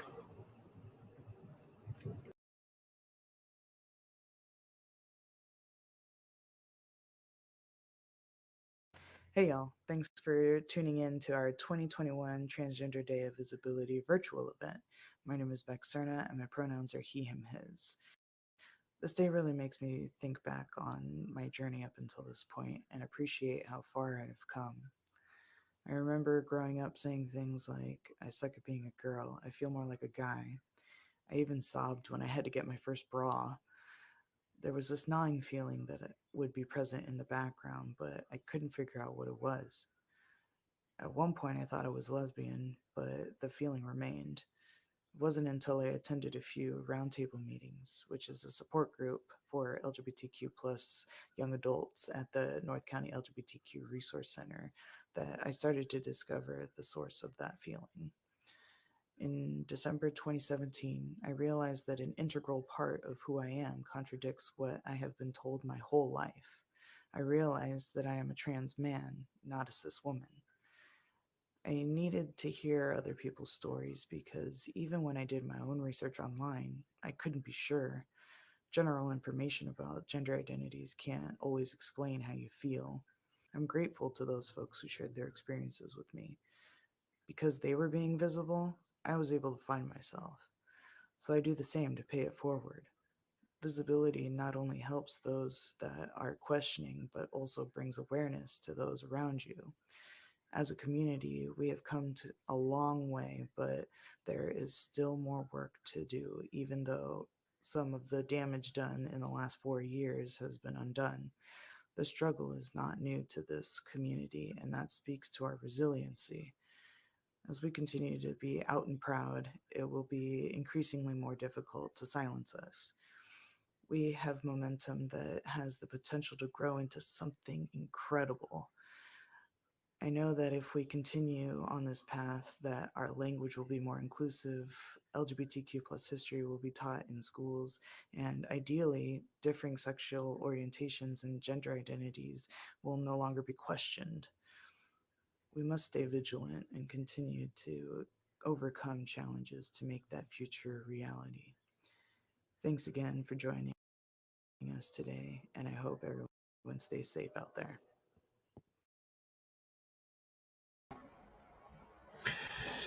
Well, thank you, Beck, and thank you for the work you do at helping people change their names and being visible. It's oh so important. Um, I get the pleasure of introducing our next song by Jay Nima. It's a rap song. Jay was born February 5th, 1988, in Raleigh, North Carolina, to an entrepreneurial Black father and homemaker African American mother. Naima discovered at an early age her ability to sing and dance. For a short period, she lived with her father in New York City, eventually electing to move back to Raleigh in pursuit of her music career. Her mother nurtured her daughter's artistic talents by exposing her to music, and that brought Naima closer to her family. Later, Naima used poetry in rhythm, as she called it, as an outlet to cope with the bullying she endured throughout her school years.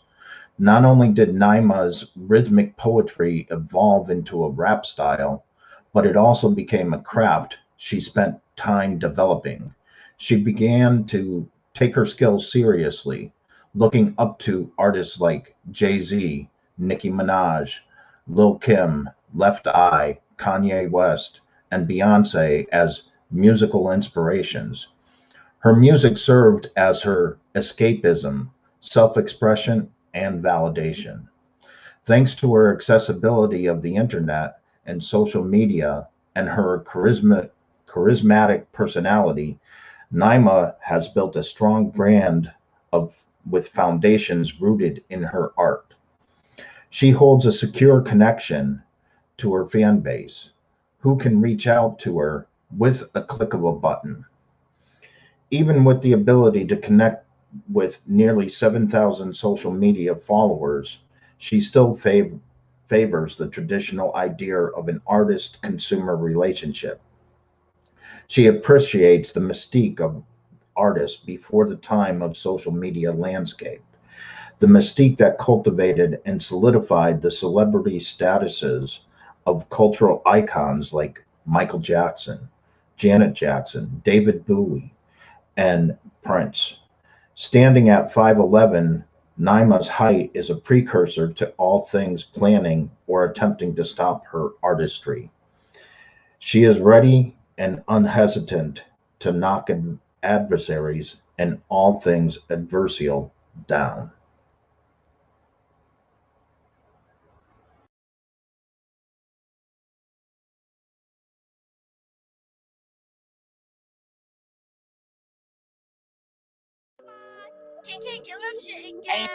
Ain't a bitch, throwing it back like a shot, like I'm aiming it.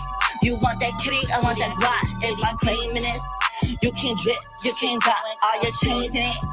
Ain't no changing it, gon' make the money pop, pop, pop, back it up. That thing gon' lock, lock, lock, lock, lock. And I'm gon' need that rock, rock, rock, rock, rock. But I make that kitty drop, drop, drop, drop, drop. That kitty drop. Freaky, dicky, talking, ain't no freak. He said I look like I came from Waikiki, so I'm freaky. You gon' pay for that head, see my legs, I could take it. I want that money shot to make me smile in my cheeky. You got to get it up, get on my echelon. Let's get it on, keep it up. If you got to pay on my Louis Vuitton, you know I need consistency. Did Johnny don't mess to me? Kisses to my mans, if he got bands, that's how it should be. I ain't a bitch, throwing it back like a shot, like I'm aiming it.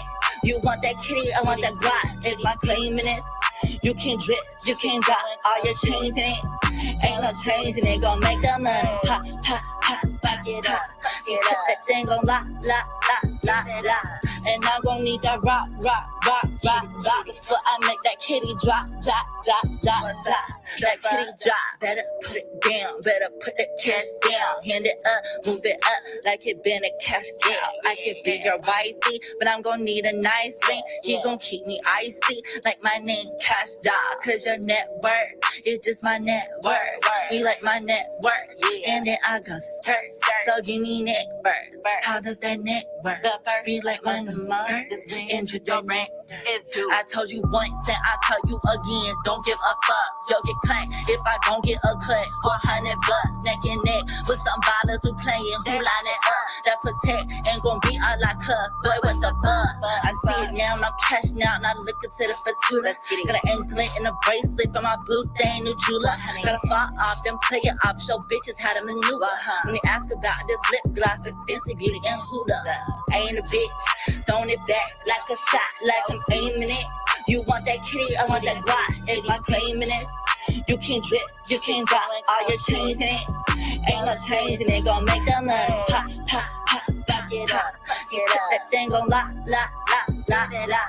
And I'm gon' need that rock, rock, rock, rock, rock. But I make that kitty drop, drop, drop, drop, drop. That kitty drop.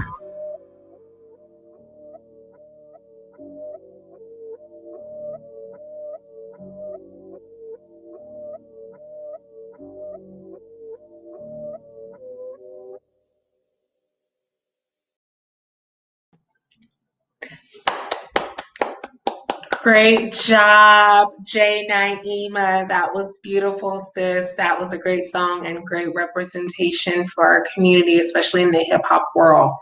Now we're going to shift gears over to another amazing transgender woman who is doing a lot of phenomenal things in the community. Her name is Tamsin Arand, pronoun she, her, hers, a transgender woman, a member of the Gender Advocacy Project, and a volunteer at the North County LGBTQ Resource Center. She enjoys discussing issues related to trans and non-binary people in her everyday life and hopes to continue to do so. So here is Tamsin.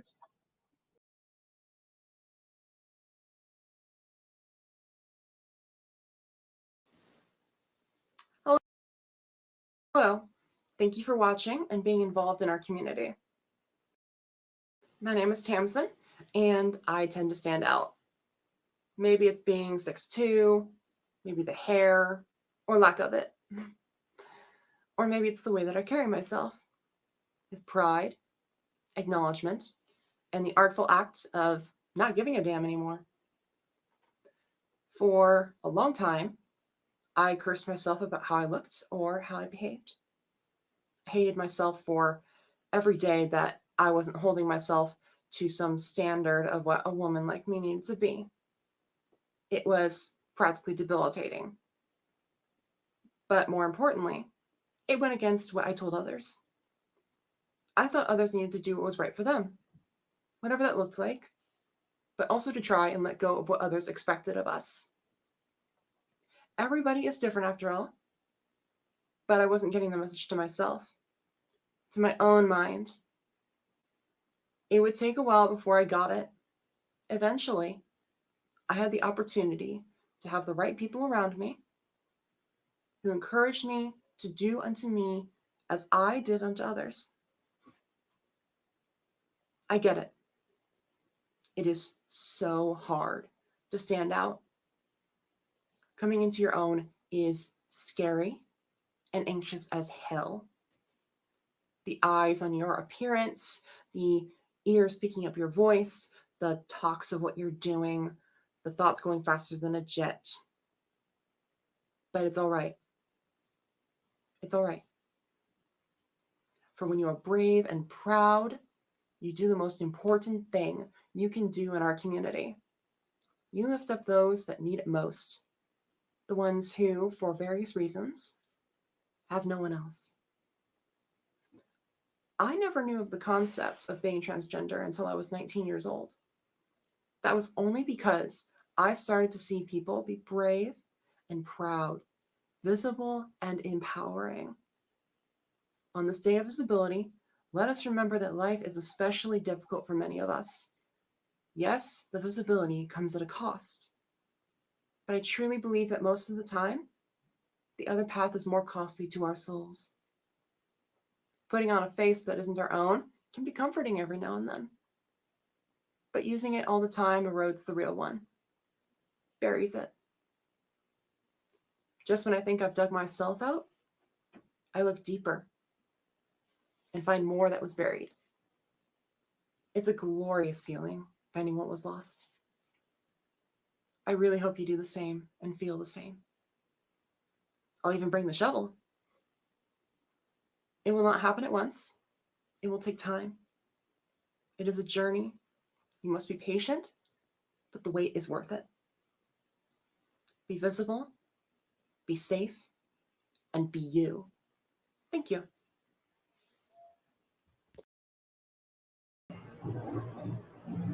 Tasman, thank you so much. Standing out and not giving a damn anymore.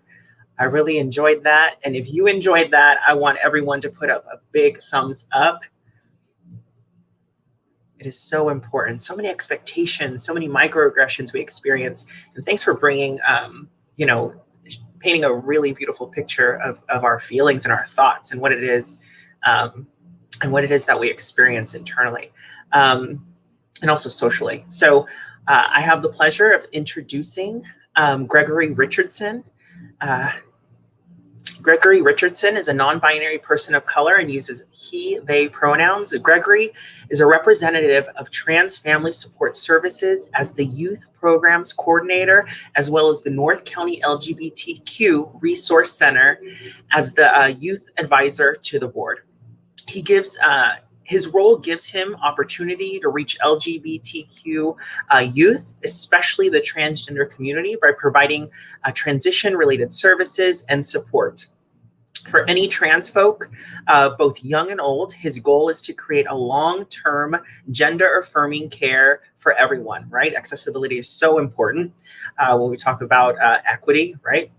So whether someone is starting to come out in need of medical services, legal name change, and or gender affirming clothing, Gregory is an incredible mentor and guide, and I can attest to that. Gregory is also pursues a career as a queer artist. He creates work that is reflective of his experience and perspective of queer life, mental health, and social political activism. Gregory's personal mission is to combine skills of art and advocacy to create queer-centered art communities and expand the culture of the current scene to be more inclusive, progressive, and accepting. So everyone, welcome Gregory.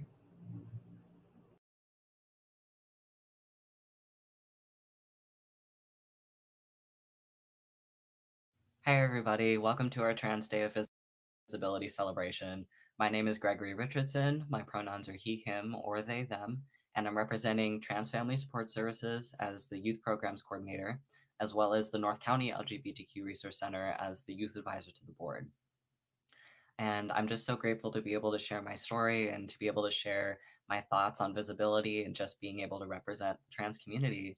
So I feel like it's always a good place to start with the beginning of my transition story. And um, essentially, I had come out a little bit later in life than I thought that I was ready for, but I came out to my mom at first and then came out to my dad, and both those situations were not positive for me.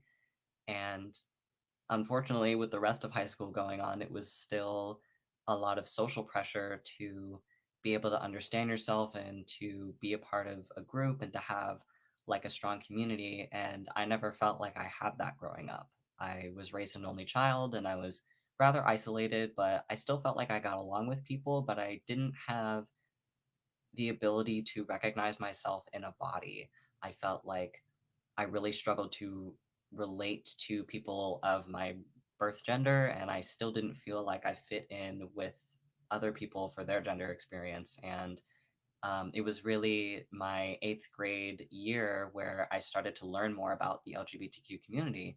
I had a friend of mine who came out as gay, and that was really the first person in my life that shared that and was vocal about it as a middle schooler. And I was just so surprised and shocked, and I wanted to learn everything that I could so that I could support them. And through that information dump of learning as much as I could and finding other queer people that lived in my area, I started to feel really aligned with the idea that I was trans because as a child, I just didn't fit into typical roles for the gender that I was assigned at birth. And I felt a really strong attraction to masculinity, but I still didn't want to feel like I had to pick between two sides. And there were aspects of me that I wanted to cherish that I didn't want to let go. And so when I first came out as just a transgender male, I felt like I had to be hyper masculine to be valid in front of my family, and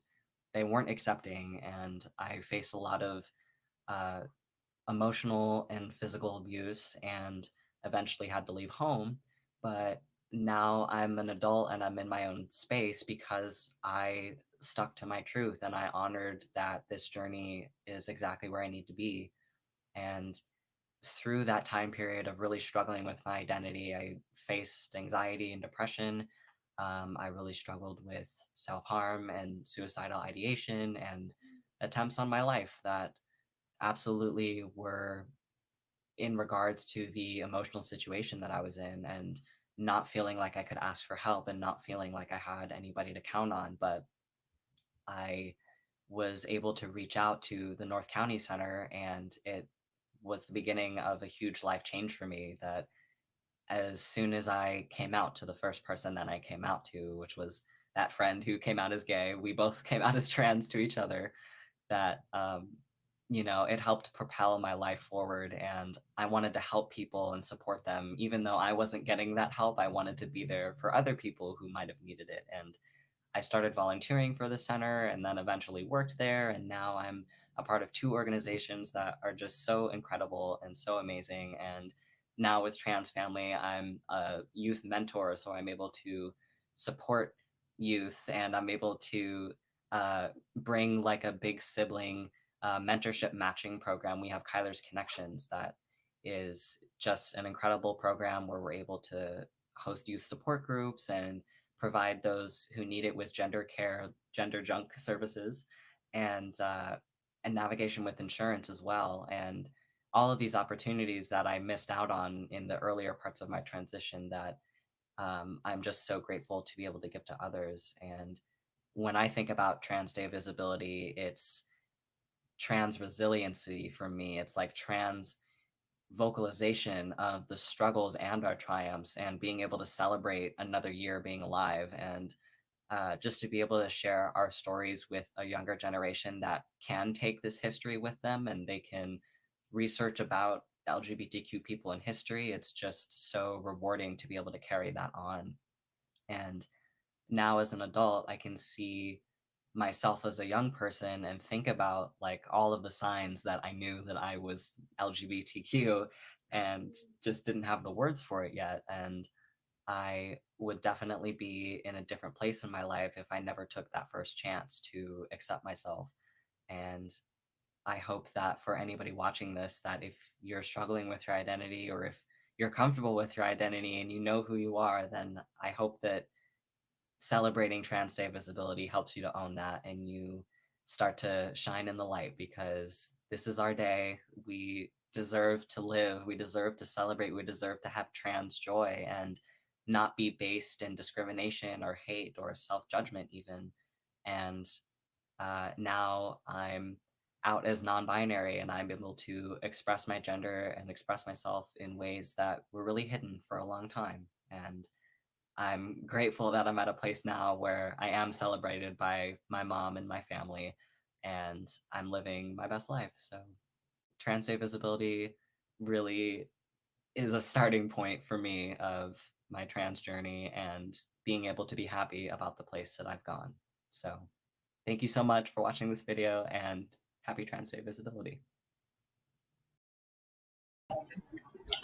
Thank you so much, Gregory. We really appreciate you for taking the time out to stand in your truth and share your story with us.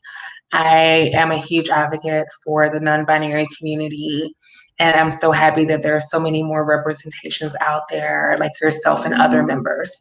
So thank you. Now we are going to get ready to go to an amazing song called I Will Get Along.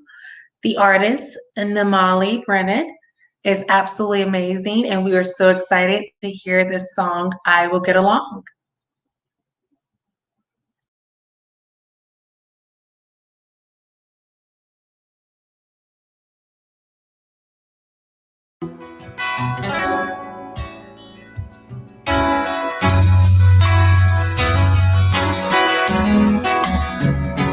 There will be days of sorrow yet to be endured. So many days now, many I cannot be sure. There will be days of sorrow without any cure. There's so many days of sorrow yet to be endured, but I will get along. I will get along well enough, and I will get along. I could be strong, I could be tough, but I will get along. I will get along in my way. Every time, every hour, every day. There will be days of doubt that I cannot foresee. So many days of doubt yet to be lived by me. There will be days of doubt when I cannot believe. There's so many days of doubt yet to be lived by me. But I will get along. I will get along well enough, and I will get along. I could be strong, I could be tough, but I will get along. I will get along in my way. Every time, every hour, every day.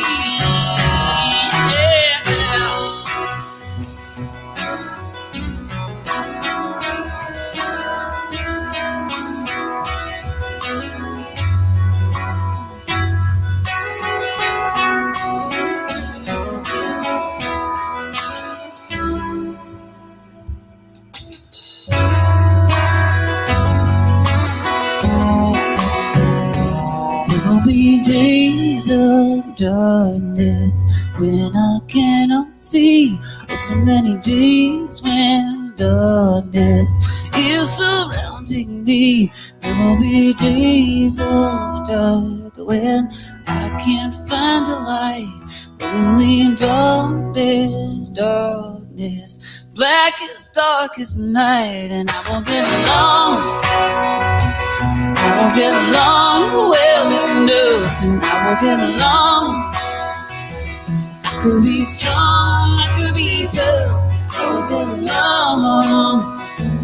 I will get along in my way. Every time, every hour, every day. Every time, every hour.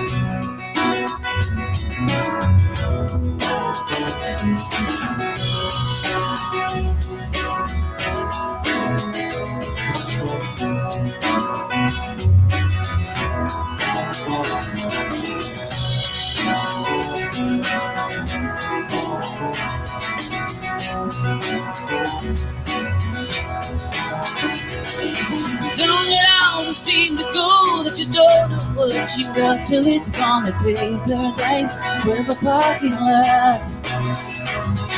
Don't it always seem to go that you don't know what you got till it's gonna be paradise. Forever parking lot.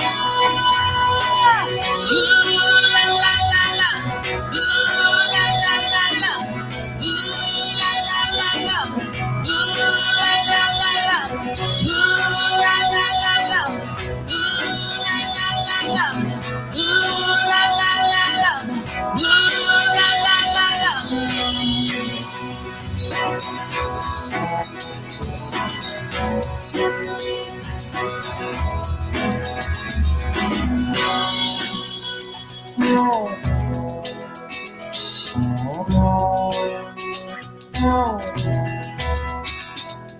Holly came from Miami, FLA. Hitchhiked away across the USA. Plucked her eyebrows along the way. Shaved her legs and then he was a she. I said, hey babe, took a walk on the wild side. I said, hey Beeson boy, took a walk on the wild side. All the girls sing.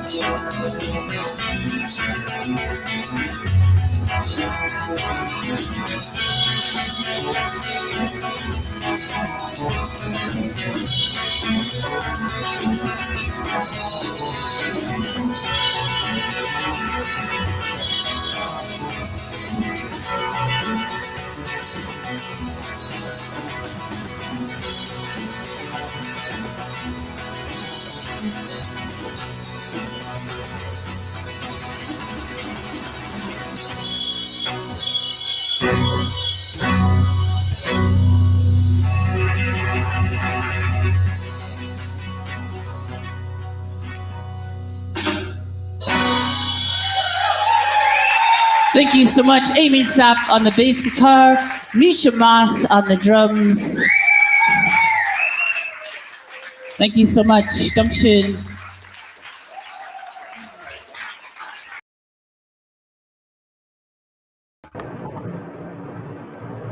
Oh, this was so lovely. I just want to say again, thank you all. Thank you, Namali, Brenna. Thank you, everyone, for being here today. We all came together as a community, and this is exactly what community is about. And I just want to say, never, ever give up on yourself. Never stop standing in your truth. And always, always love yourself. You can do this. Happy T-Dove, everyone. Yes. Happy International Transgender Day of Visibility, everyone. And let's really focus on our successes and our triumphs, and let's really everyone stay blessed, stay safe, and I'm so grateful and appreciative of, for this opportunity, and take care. Thank you, everyone. The entire committee team that had put this together and worked well as a team to bring all of this all together was awesome. I also want to give a special thank you to Tyler Vasquez. He's been the person behind the scenes doing all the technical stuff, and I understand how difficult a job that can be. So thank you, Tyler. Also, I want to thank both Darren and Mateo Luis for all their hard work, and I'm sure their hands are pretty tired by now. So thank you both.